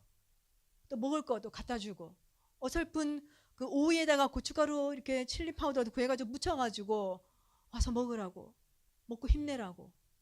그 사랑은 여러분 어떤 것과도 비교할 수 없는 것 같아요. 그 사랑 때문에 제가 행복하게 지냈던 것 같습니다. 그래서 그런 현지인과의 그 결속하는 것들, 여러분 그곳에 현지인들을 무시하지 마시고 하나님 저에게 좋은 친구로 붙여주십시오. 제가 힘들 때 상담할 수 있고 어려운 마음을 어설프지만 나눌 수 있는 사람, 그런 사람들이 필요한 겁니다. 그래서 언어와 문화 습득할 때 또 학문 활동이 아니라 사회 활동으로 생각하고 실수를 두려워하지 말고 하시면 돼요. 한국 사람은 완벽해야지, 말을 잘해야지 된다라는 그런 강박관념이 있습니다. 근데 괜찮아요. 실수해도 괜찮아요. 외국 사람들이 한국에 오면은 실수하잖아요. 우리 같이 있는 송사님 중에 딸이 일본에서 태어났기 때문에 한국말이 좀 이렇게 어설퍼요. 그러니까 엄마하고 얘기하고 하지만 학교에서 계속 일본어를 쓰다 보니까 아주 좀 깊은 표현들은 일본어가 엄마 일본어로 얘기해달라고 한대요. 뭐 밥 먹었니, 뭐 했니 이런 걸 하지만, 왜냐하면 이제 중학교 이렇게 사춘기 들어가면 부모님하고 대화 거의 없어지잖아요. 그러니까 한국말 더 안 쓰고. 얼마 전에 학교에서 돌아오는 길에 고2인데 돌아오는 길에 이렇게 얘기한 거예요. 엄마 오늘 길바닥에서 떡볶이 먹었어. 그래서 그 송사님도 너무 일본에 오래 사셔가지고 20몇 년 살았으니까 우리 딸이 오면서 한국 그 떡볶이 있죠, 우리 길바닥에서 그 떡볶이 먹었대서, 송사님 길바닥이 아니고 길거리에서라고 표현합니다. 길바닥에서. 그래서 그런 어떤 표현들 괜찮다고, 좋은 또 유쾌하게 하는. 근데 우리가 현지에 갔을 때 동일하게 언어를 배울 때, 제가 아프리카에 가서 배웠던 언어가 있는데 어른들한테 거기는 또 존중하는 문화거든요. 그래서 길거리에 할머니들 주로 나무 밑에 다 앉아 계세요. 그러면 가면서 인사를 해야 돼요. 그러면 시카모라고 하면은, 자, 어르신 안녕하세요 하면 마라바 하고 대답을 하세요. 근데 제가 어떻게 한줄 아세요? 마라바 마라바 오냐 오냐 오냐 오냐. 그 할머니 한 분이 저를 부르더라고요. 그래가지고 어떤 할머니들은 웃고 있고 저를 부르러 갔더니 따라해라면서 시카모. 미안합니다. 시카모. 그러면서 근데 그분들이 지나가면서 단어를 가르쳐줘요. 저에게. 배웠어요. 배울 수 있죠. 그리고 중학교 매점 가면 중학교 애들 얼마나 그 어떤 이제 성에 대해서 센시티브하고 그런 거 있잖아요. 근데 제가 가지고 그 추파하고 추피가, 추파는 물병이고 추피는 빤스예요. 그래가지고 제가 빤스 하나만 줘, 빤스 하나만 줘. 애들이 막 킥킥킥킥. 그 제가 언어 배우는 거기가 중학교 그 학교 안에 있었거든요. 그렇게 실수하면서 애들이 팬티 달래, 팬티, 빤스. 그래 내가 그 물 마시고 싶다고 물 이렇게 하니까 그때는 추파라 해라고, 추파. 그래서 그렇게 이제 단어를 하나씩 배워가면서 내가 그 현지인들과 같이 교제하고 이제 적응해 갔던 것 같습니다. 그래서 말 잘 못하면 옆에서 이렇게 손 들으라 하면 손 딱 들고요. 그러면서 배웠던 것 같아요. 그리고 영어도 제가 97년에 인도에서 이슬람 연구학교를 했었어요. 영어 잘 못하는데 갔습니다. 저희 영어 실력은 어땠냐면은 저희 리더가 아버지가 돌아가셔서 너무 시리어스한 상황인데 그 제가 영어 잠깐 배우고 가려고 어느 교회에서는 영어 프로그램 갔습니다. 가서 내가 내일은 못 온다. 왜? 영어로 하는 겁니다. my 리더의 father가 이렇게 그 sheep 1톤 sheep 1밀리언 톤 sheep 꽝 꼬르륵 he died 이렇게 해가지고요. 그래서 내가 못 간다 이렇게 된 거예요. 그렇게 좀 약간 이제 영어가 여러분 다 알아들었죠 금방. 감사합니다. 그래서 그 영어 수준으로 제가 인도를 갔었어요. 갔는데 통역이 있는 줄 알았더니 한국 사람들이 없다고 통역을 없애버린 거예요. 그럼 저는 어쩌라고요? 제가 너무너무 힘들어가지고 언어 배울 때 지금 이슬람에 대해서 배워야 되는데 영어도 못 알아듣고 내가 힘든 거예요. 그때 한번 미국 교수님이 그때 YWAM에서 제일 처음 이슬람 연구학교여가지고 다 이슬람 대가들이 온 거예요. 필파샤알이라는 분 아세요? 들어보셨어요? 하여튼 이렇게 상황화 대가였었던 방글라데시 사회 가셨던 선교사님 필파샤알, 리빙스톤 뭐 이런 좀 유명한 분들 다 오셨어. 유명한 분 오면 뭐예요? 내가 못 알아듣는데. 그래서 그 미국 교수님이 강의하면서 유머를 날린 거예요. 그래서 사람들이 약간 몇 명 웃었어요. 아, 못 알아들었구나. 한 번 더 날렸어요. 그러니까 빵 터졌어요. 저만 앞에 앉아가지고 가만히 있었거든요. 그랬더니 웃으라고 하는 거예요. 그래서 제가 어떻게 할게요? 반대 정신으로 울어버렸어요. 그랬더니 사람들이 저를 막 불쌍히 여기사 자 저기 영어 좀 안 된다고 그거 알아들었죠. 그래가지고 그랬더니 미국 그 교수님이 당황해 하셨죠. 미안하다고 자기 유머 날리고 쏘리하고 그러고 있다가 또 그때 97년 9월이 마더 테레사가 돌아가신 날이었어요. 그 테레사 수녀님. 저는 시스터 테레사는 알지만 마더 테레사를 몰랐습니다. 마더 테레사가 돌아가셨다니까 사람들이 막 울더라고요. 저 가만히 있었죠. 나는 테레사 엄마를 모른다. 저의 영어 해석은 테레사 엄마인 거예요. 테레사 엄마도 테레사? 그래가지고 너 모르니? 나는 그 사람 모른다. 이랬어요. 그래가지고 근데 길 가다가 보니까 장례 행렬 텔레비전에 막 방송하고 있는 거예요. 다이아나 비도 그때 그 가을에 97년 가을에 돌아가셨고 그러면서 제가 테레사 선생님 돌아가셨구나. 혼자 뒷북치고 방에 와가지고 마음에 애도를 하고 그렇게 영어 실력이 진짜 너무 안 됐어요. 근데 그 3개월 했는데요. 한국어 눈치 작전이 빠르잖아요. 그리고 시험 칠 때 첫 달에 제가 오랄 테스트 해가지고 가까스로 패스했어요. 그 다음부터 열심히 노트를 그 미국 애가 저가 막 무니까 어떻게 도와주면 좋겠냐. 내가 네 노트를 뺏기고 싶다 하니까 그렇게 하래. 노트를 다 뺏겨서 이게 적고 그 다음에 제가 막 영어를 주야로 들으면서 그 파푸아 뉴기니아 때는 바이블 리딩 하는 거를 도와주고 또 누구 한 명은 그라마를 좀 뭐 이센셜 그라마 그거 좀 알려주고 그래가지고 제가 영어를 이슬람 연구하지 않고 영어 공부를 많은 네이티브들과 함께 했었습니다. 했는데 3개월 만에 언어가 확 늘어버린 거예요. 내 룸메이트는 영국애였고 그래서 이제 마지막 시험 칠 때 예상 문제를 제가 잡았습니다. 보니까 이게 중요하겠구나 해가지고 제가 쫙 예상 문제를 뽑고 예상 답안을 다 적었어요. 영어로 적고 correct 내가 해달라고 please 했어요.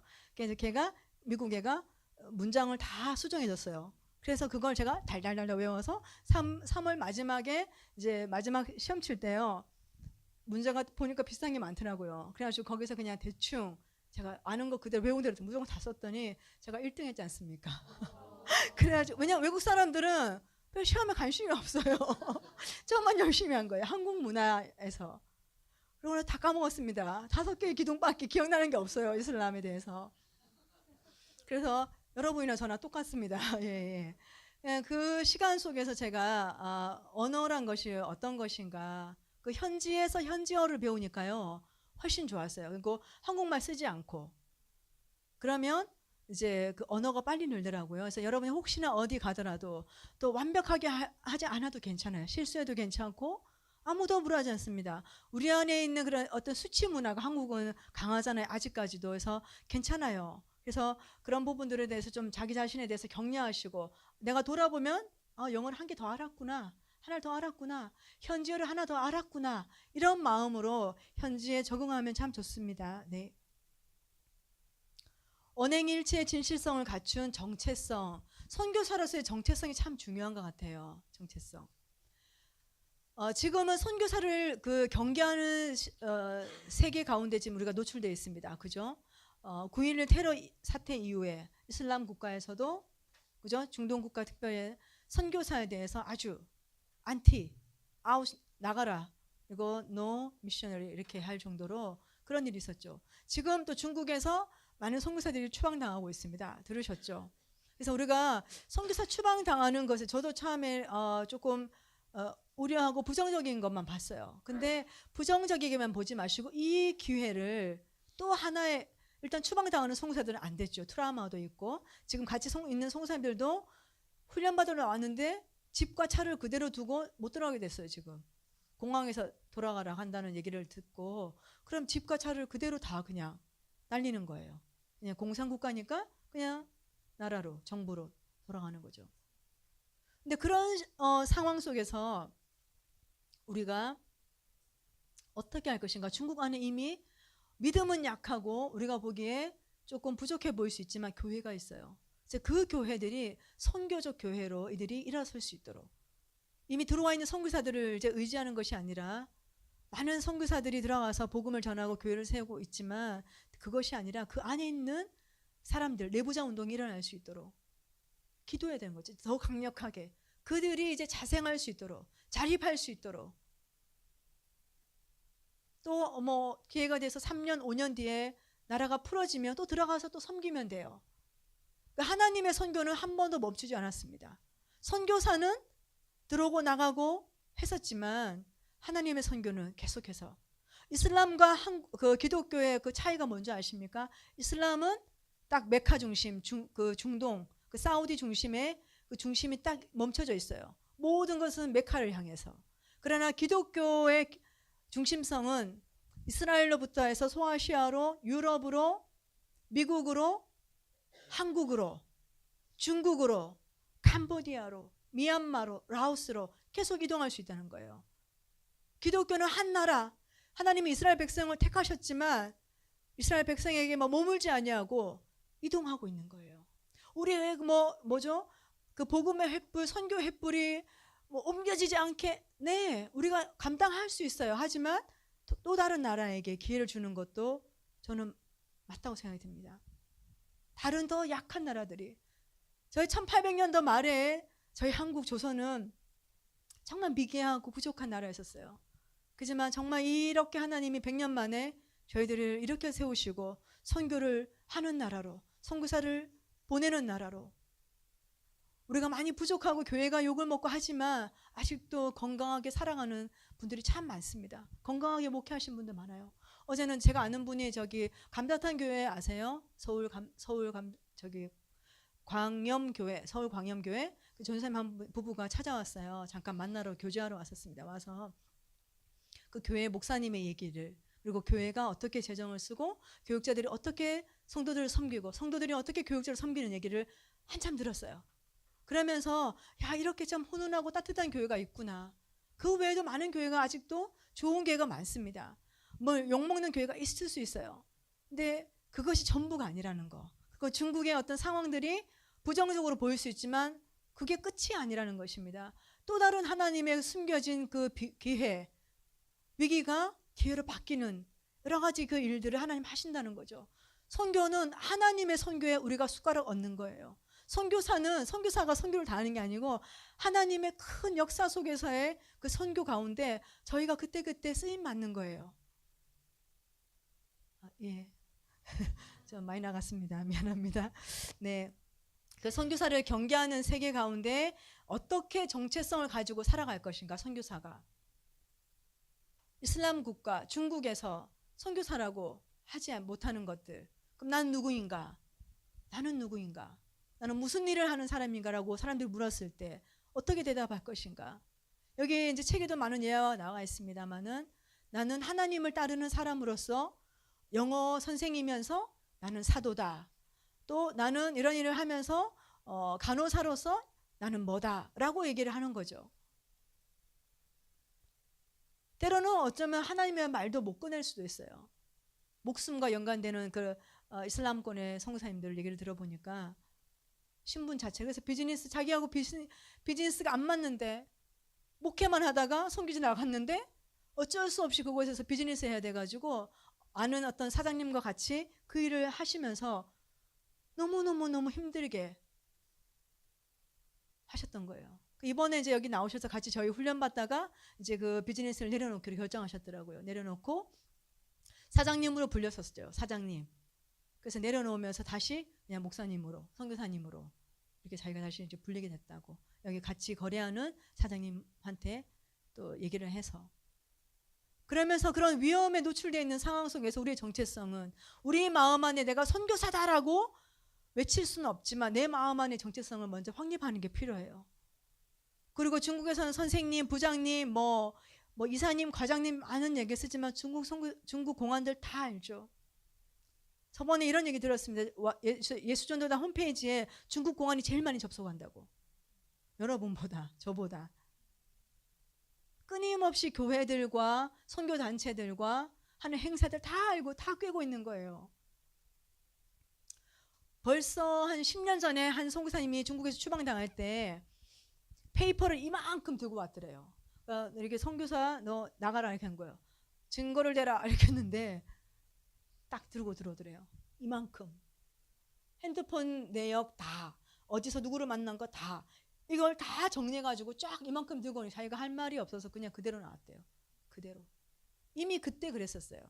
지금은 이미 더 많이 노출되잖아요. SNS 때문에. 그래서 우리가 어느 선교사를 위해서 기도해 주세요 할 때 참 조심하셔야 될 것 같습니다. 누가 어떤 긴급 기도 제목 왔을 때 저희가 어떤 거는 이렇게 홀딩해요. 왜냐하면 잘못 퍼져나가면 그 사람을 더 어렵게 하는 일들이 더 많기 때문에 우리의 정체성에 대해서 연관된 세 종류의 청중이 있습니다. 미전도 사회와 또 주시하고 있는 세속화된 세계 속에 있는 사회들, 그리고 저희를 후원하고 있는, 저희와 동역하고 있는 교회들, 한국교회. 상호 연관성이 있으면서 동시에 일어나요. 이제는 미전도 종족에서도 SNS 하나 딱 글 올리면 다 알게 된다는 거죠. 구글 검색하면 다 나오잖아요. 우리가 했던 그 기도 편지 보냈던 것들이 리스트에 다 뜹니다. 그래서 우리가 쉽게 그 블로그에다가 올리는 것들, 특히 이슬람 정말 안전을 위해서 기도해야 되지만 우리가 올리지 않고, 아니면 그 내용을 좀 바꿔서 이름을 빼버린다든지, 뭔가 그런 어떤 우리 안에 서로가, 내가 내 친구한테 보낼 때도 좀 조심해서 보내고 블로그에 올리는 것도 마찬가지고, 그죠? 그런 것들이 필요한 것 같습니다. 우리의 정체성 정렬하기, 나는 하나님의 영광을 위해 일하는 영어 교사이자 또 사도다. 그래서 그 사람들에게는 내가 영어 교사다, 또는 한글 가르치는 한글 교사다라고 말하는 것이 필요합니다. 언행일치의 진실성을 갖춘 정체성의 예가 한 가지 나오고 있어요. 이라크 북쪽에 쿠르드족이라는 그 부족이 살고 있는데, 아랍 저기죠. 그래서 거기에 바블링코라는 이제 분이 그 난민 이라크 내전으로 인해서 사람들이 많이 힘들어할 때 소와 염소 백신 투여하는 일들을 했었어요. 그 마을에서. 근데 그 사람의 신분이 드러나고 그 이슬람 사람들이 바블링코를 이제 추방하려고 할 때 그 마을 사람들에게 이제 그런 또 위협도 오고, 백인이니까 그렇게 해서 미국 사람이 그렇게 하니까 막 위협이 온 거예요. 그래서 바블링코가 얘기를 했습니다. 내가 이 마을에 있는 것이 도움이 안 되는 것 같다고, 내가 이 마을에 어려움을 주고 있는 것 같은데 제가 어떻게 해야 될 거야 했을 때 마을 사람들이 우리가 너를 보호하겠다고, 계속 여기 있어 달라고. 그래서 오히려 그런 시간들, 이 사람이 진심으로 어려움 속에서도 그곳에서의 사람들을 살리기 위해서 그들의 경제, 먹고 살 수 있는 소와 염소, 양 이런 것들의 백신을 투여해야만이 그들이 살아갈 수 있기 때문에 돕기 시작했을 때 오히려 현지인들이 도와줬어요. 보호해 주셨어요. 그러면서 그 뒤에 오히려 사람들이 회심 운동이 일어나면서 주님께로 돌아오는 역사가 일어났다고 합니다. 사회 구조 속에서의 의사소통, 이제 선교지마다 좀 차이가 있겠죠. 부족이 아직도 존재하는 나라들도 있고, 또 농촌 사회가 있을 수 있고, 지금은 대부분 대도시, 소도시, 어떤 그 도시 사회가 많이 형성되었습니다. 특별히 이제 부족 사회 같은 경우는 이렇게 위에 엘더들, 쉽게 표현하자면 장로들이라고 표현하는데요. 이 장로들 그룹이 있고, 그 다음에 시족들이 있어요. 각 가문마다 시족 A, B, C, D가 있으면 사회적 결속을 기반으로 친척을 강조합니다. 친척이 너무 중요해요. 그 상호 책임과 집단적 의사 결정 과정을 통한 강력한 집단 지향성을 가진 사람들이 부족 사회에 아직도 존재하고 있습니다. 최소한의 사회 계층 구조를 가지고 있고 수직적인 의사소통이에요. 장로들이 안 되면 안 되는 겁니다. 어른들이 결혼 안 되면 안 되는 거고, 어른들이 뭔가 봤을 때 얘가 어떤 일을 진로를 결정할 때 아니면 아니다라고 얘기를 하는 거예요. 그리고 장로들이 이것이 맞다, 이걸 하자라고 결정하면 그 모든 시족들이 다 따라가야 된다는 것입니다. 실제로 이제 이런 것이 참 좋을 수도 있고 안 좋을 수도 있는데요. 긍정적인 사례는 이제 아프리카에 있을 때 그 로실론이라는 그 마을에 이제 한 여자아이가 이제 좀 이렇게 정신적인 어려움이 있어가지고 광야를 헤매고 있었던 거예요. 그러다가 그 집사님 통해서 아이가 발견됐어요. 여자아이. 그래서 얘가 정신이 들어오고 나서 너 집이 어디냐 하니까 어디 시골로 이렇게 광야를 지나가지고 갔어요. 가보니까 교회가 없는 거예요. 예수님을 들어본 적이 없는 마을이 있었던 거예요. 그래서 현지 교회 목사님과 또 우리 저희 선교사들이 같이 들어가서 먹을 걸 좀 들고 갔어요. 가서 저희가 이렇게 와서 이런 곳에 있다는 걸 들었다. 우리 혹시 여기서 좀 예배하고 또 복음을 전하고 싶은데 괜찮냐 하니까 그분이 예 했어요. 왜냐면 우리가 먹을 걸 들고 가니까. 그래서 같이 모여서 찬양하기 시작하고 예배하기 시작했어요. 우리가 다음 주 또 와도 되겠냐니까 또 오래요. 그래서 저희가 그 가족들이 보통 이제 일부 다처되다 보니까 그 집 울타리 안에 보통 집이 5채, 6채 있어요. 그 첫 번째 부인과 아이들, 뭐 두 번째 부인 이렇게 해가지고 일부 다처제가 있는데 그 집 안으로 다 모여가지고 저희가 예배를 했었어요. 그러다가 복음을 전했죠. 그래서 그 할아버지 가장 그 높은 할아버지가 얘기를 했어요. 왜 이제 그 할아버지 중에 한 분이 그 할아버지 제일 나이 많은 할아버지가 나 병원 가고 싶은데 그 한국 돈으로 한 2만 원 정도 됐어요. 또 좀 줄 수 있냐고 하니까 얼마든지 병원 가겠다니까. 보니까 이게 좀 안 좋으셨어. 그래서 병원 가시라고 돈을 준 거예요. 그 사람들은 양도 있고 물론 시장 가서 팔면 돈을 구할 수 있지만 지금은 없죠. 그래서 달라고 했을 때 저희가 드렸습니다. 근데 이 할아버지가 나중에는 왜냐면 이분이 가난한 사람이 아니기 때문에 왜 너희들은 이렇게 쉽게 먹을 것을 주고 돈을 쉽게 주냐고. 이유가 뭐냐. 그래서 얘기했죠. 우리는 예수님을 사랑하는 사람이고 예수님이 우리를 위해서 이렇게 하신 분이고 그 사랑을 나누는 사람이기 때문에 거저받은 것을 우리가 여기서 돈은 벌지 않고 한국에서 이 땅을 위해서 예수님을 전하라고 준 돈으로 우리가 나누는 거라고. 우리 거 아니라고. 놀래버린 거예요, 이 할아버지가. 우리 그 예수를 전하고 싶고 당신 할아버지가 예수님 믿으시면 좋겠습니다 하니까 자기가 믿겠대요. 어떻게 하면 되네? 우리가 세례를 베풀고 싶다고. 가족들을 다 데리고 오라고 한번 얘기하라고. 그 할아버지 다 외친 거예요.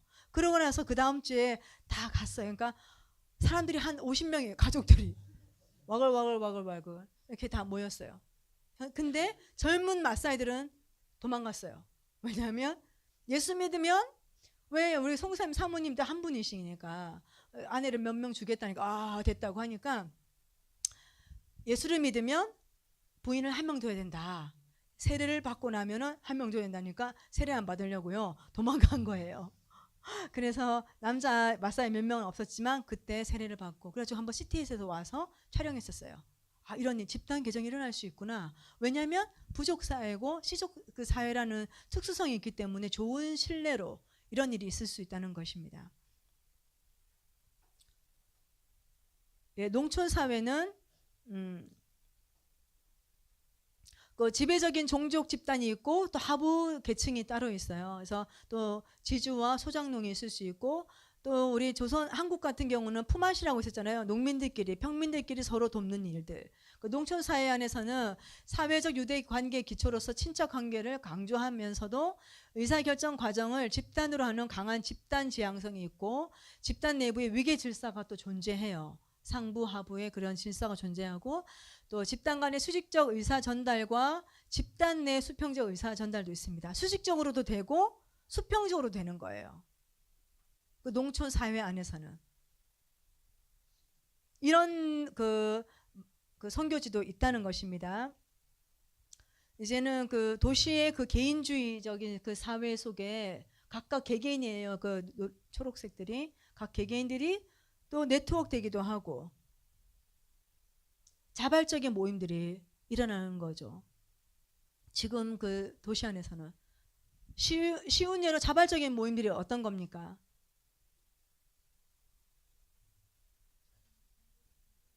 그렇죠. MP. 제가 수화를 썼습니다. 예, MP.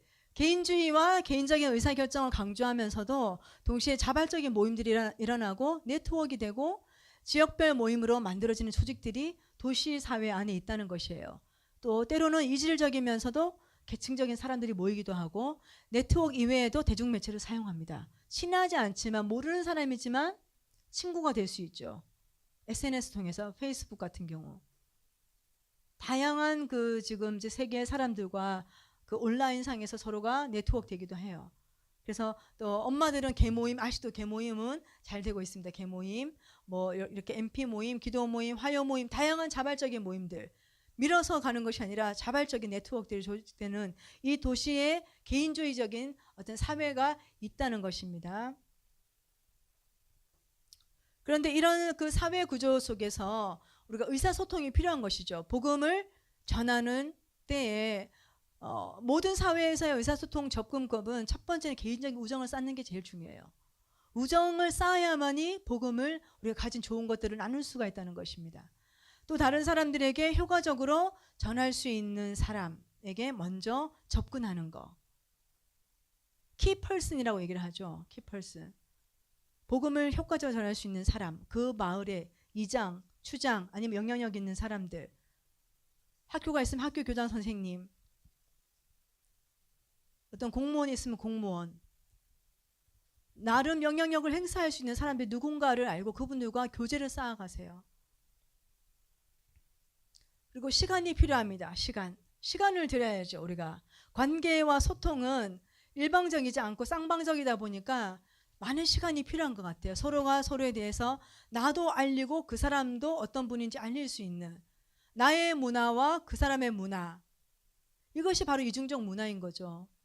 내 문화와 상대 현지 문화의 또 중간적인 역할들을 해야 된다는 것입니다. 그 사랑의 다리 놓는 이것은 현지 문화와 내 문화가 서로 다를 때 다른 것으로 그냥 그대로 평행선을 걷는 것이 아니라 같이 현지 문화를 받아들이고 또 나의 문화는 그들이 또 이해할 수 있도록, 한국 사람들의 문화에 대해서 이해할 수 있도록. 한국 사람들이 김치를 잘 포기 못해요. 어떻게든지 양배추 김치, 파파야로 김치를 만들거나 뭐 어떻게든지 만들어 먹어요. 그렇다면 이 음식 문화에 대해서 냄새가 사실은 이제 익으면 참 고약하거든요. 근데 현지인들에게 양해를 구하고 우리는 이걸 좀 먹어야 된다고. 양해를 구하는 거 처음부터 그렇게 하지 않지만 또 뭐 그렇게, 그럼 현지인들도 또 먹어보기도 해요. 김밥을 너무 좋아해요. 현지인. 처음에는 그 아프리카 사람들은 그 까만 거 자체에 대해서 혐오감이 있거든요. 그래서 그 외국 사람들도 이렇게 김 처음에는 어려워해요. 근데 맛있거든요. 먹어보면. 김치도 마찬가지고. 그래서 서서히 우리가 문화가 좀 섞이는 거예요. 그러면서 서로에 대해서 존중하고 복음을 전할 수 있는데 훨씬 더 효과적이라는 것입니다. 그리고 의사결정이 가능한 사람에게 전달하는 거 참 좋은 전략인 거예요. 근데 여기에 지금 나와 있는 그 MP 교재에 있는 내용이 성경은 아닙니다. 제가 그걸 꼭 알려드리고 싶었어요. 이것은 제가 오늘 책 소개 많이 하는데요. 이 책은 20세기 선교 책이에요. 지금 저희가 무슨 세기에 살고 있습니까? 21세기입니다. 그러니까 이 책을 무시하면 안 돼요. 왜냐하면 좋은 기초적인 교과서예요. 그래서 이게 전부고 여기 나와 있는 전략과 여기 나와 있는 예가 다 맞다? 아닙니다. 계속 더 발전되고 있는 거예요. 문화가 바뀌고 있고 사람들이 바뀌고 있는데 기독교는 옛날 그대로 우리가 붙들고 있다면 아닌 것이죠. 성경의 진리는 우리가 불변하기 때문에 붙잡아야 됩니다. 하지만 이런 어떤 우리가 배우는 이 아티클 안에 있는 강사들이 썼던 그 이 글들이 또 좀 추가되고 수정되고 보완되고 좀 더 발전되기도 한다는 것입니다.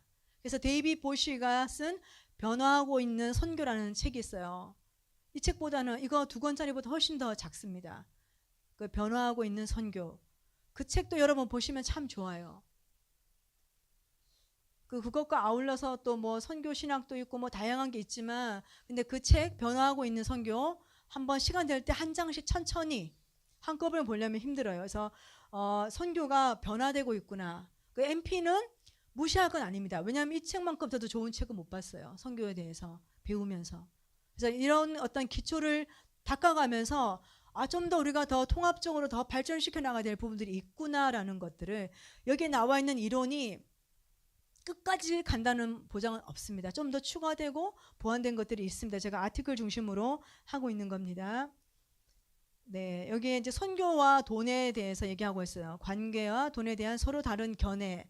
이분도 이분의 그 견해를 적어 주신 거예요. 이슬람은 모든 진정한 우정 관계에는 경제적인 요소를 포함한다. 그리고 간접적으로 거절한다. 규칙보다는 관용.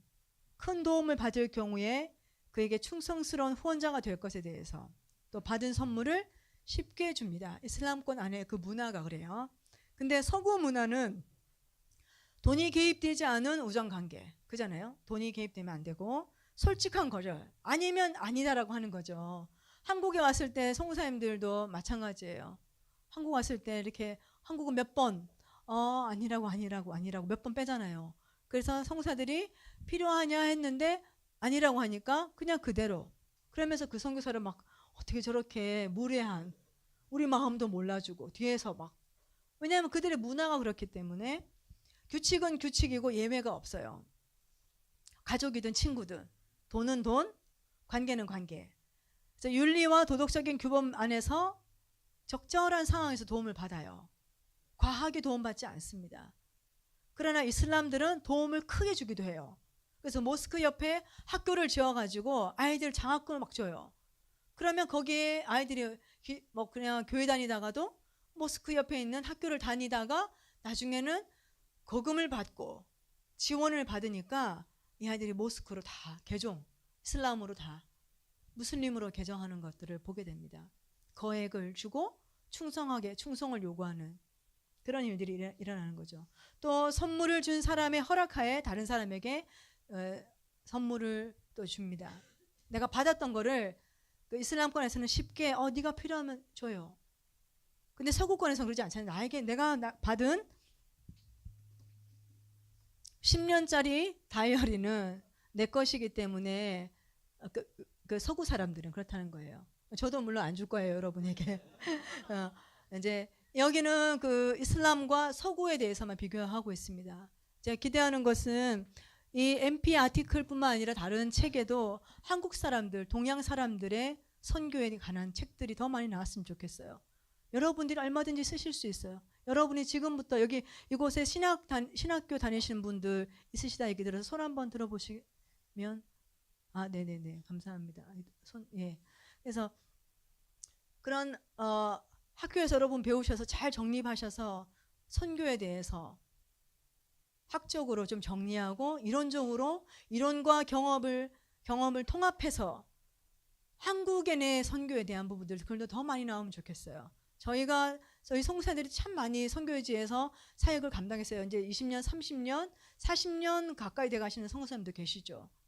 그런 분들이 이제 와서 또 정리할 부분도 있고 지금 변화하는 이 세계 가운데 어떻게 새로운 또 선교의 패러다임을 가지고 선교할 것인가 저와 여러분들이 써가야 되는 시기에 왔다는 것이죠. 그래서 선교가 남이 하는 것도 아니고 내가 할 수 있다는 거. 내 주변에 가까운 지인들이 선교지에서 또 선교에 대해서 전문가가 될 수 있고 이론화할 수 있다는 것에 대해서 여러분 자신을 빼지 마십시오.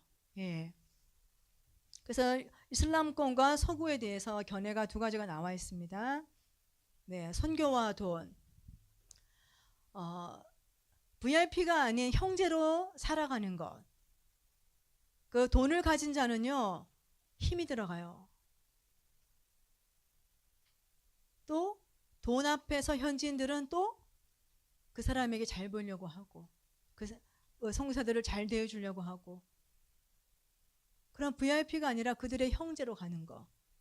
돈을 내세우지 마시고 돈으로 선교하는 것이 아니라 그죠? 현지 지도자들과 동역자를 후원하는 그 정책을 정말 더 신중하고 예민하게 기도하면서 준비하면서 그들을 도와야 된다는 것이에요. 돈 때문에 예수를 믿는 척, 복음에 열정적인 척 할 수 있어요. 진짜 그들이 회심했는가, 정말 복음을 위해서 살려고 하는가에 대해서는 돈이 없을 때 더 확인될 수 있어요. 그래서 그들을 정말 지혜롭게 돕는 그 정책들이 필요한 겁니다. 기도 없는 후원, 분별 없는 구제와 헌금은 지역 신자들의 간증을 훼손할 수 있다. 제가 처음에는 불쌍하니까 마음에 막 이렇게 좀 조금씩 였어요. 그러다 어느 때 보니까 특히 이제 에이즈 사역하면서 아줌마들 정말 에이즈는 걸리면 다 죽는 거 아니에요. 잘 먹으면, 에이즈 약이 독하거든요. 잘 먹으면 오래 살 수 있어요. 쉬고 일하지 않고 잘 먹으면. 근데 이분들이 이제 더 잘 먹으면 좋겠고 더 좀 돈을 더 가질 수 있으면 더 좋잖아요. 근데 그렇게 하다가는 제가 구제 사역을 하면서 이거는 이들의 신앙을 바꿔버릴 수 있겠구나.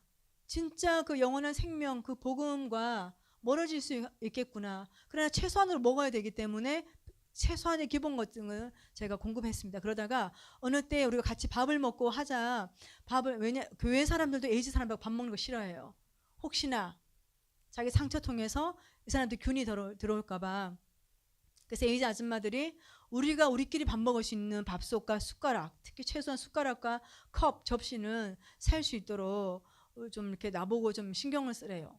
그래서 제가 알겠다고.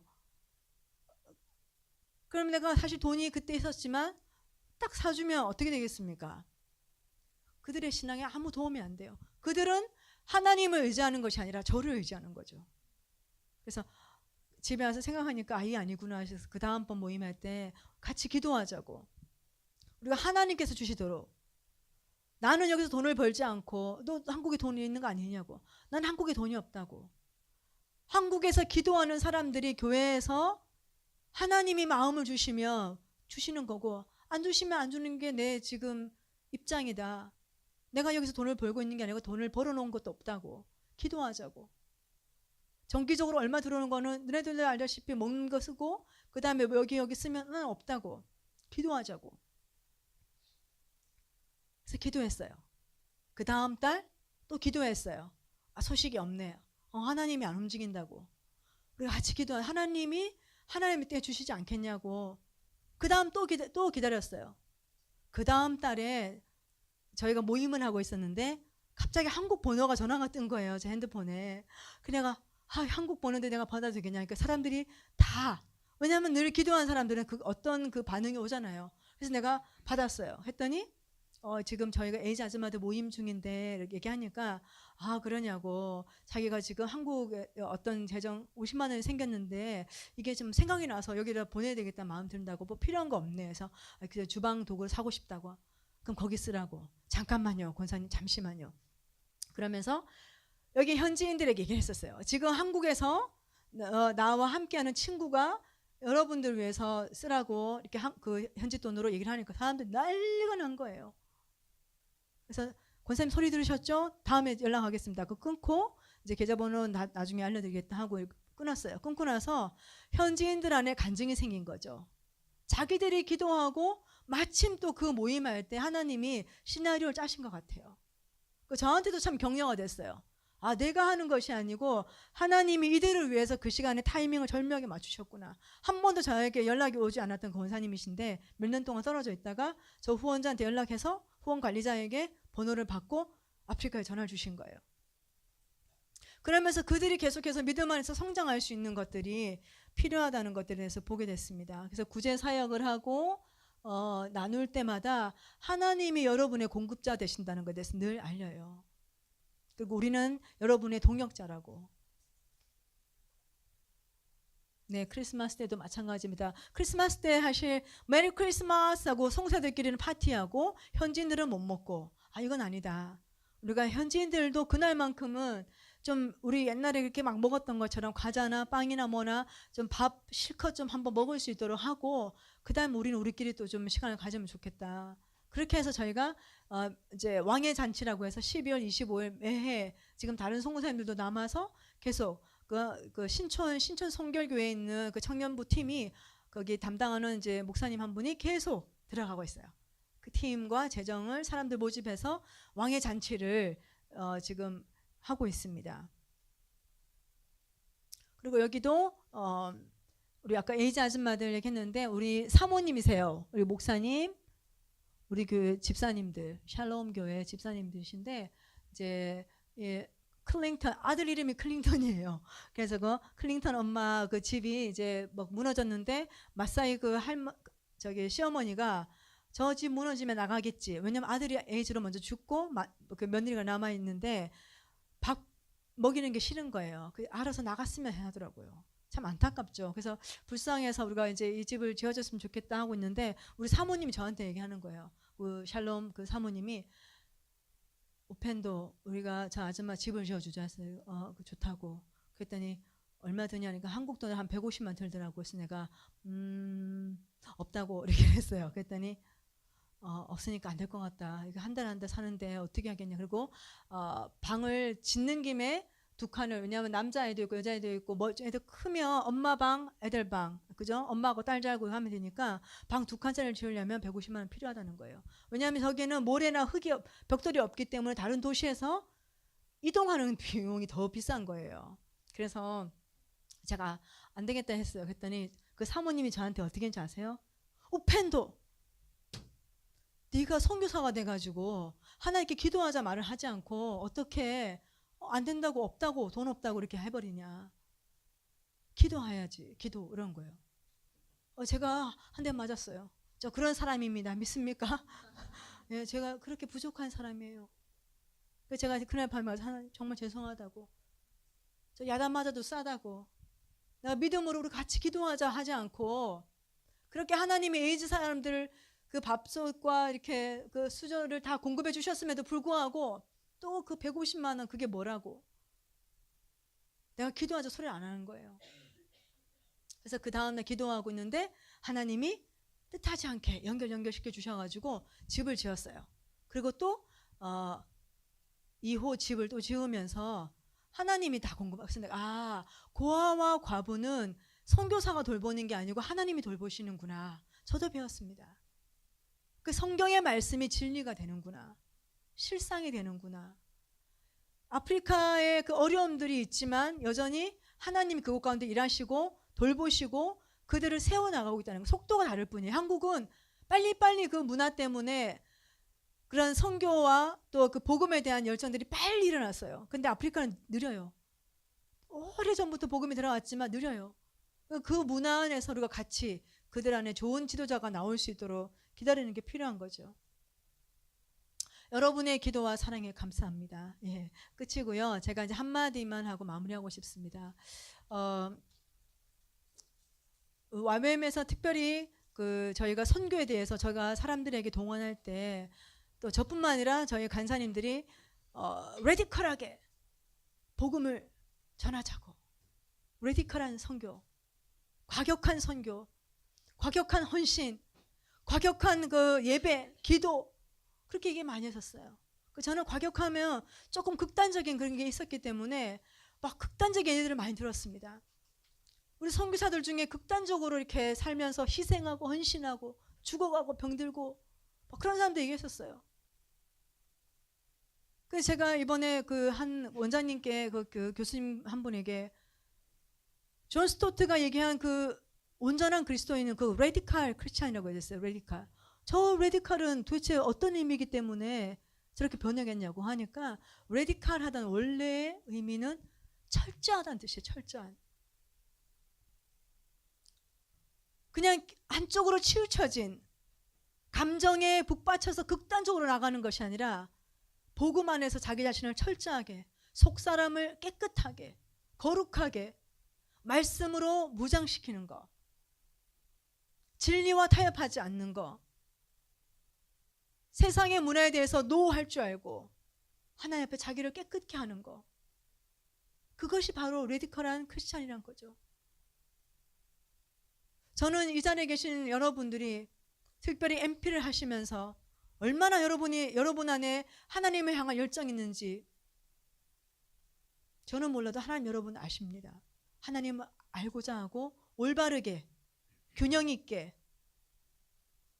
어떤 치우침이 아니라 건강하게, 그러면서도 제대로 알아가는 그런 어떤 그 선교를 하는 데 있어서도 그 극단적이라는 것의 의미가 무엇인지, 정말 내 자신이 복음을 위해서 내가 어떠한 철저한 자로 준비되는가, 말씀으로 무장되는가, 정말 기도하는가, 진심으로 주님을 예배하는가?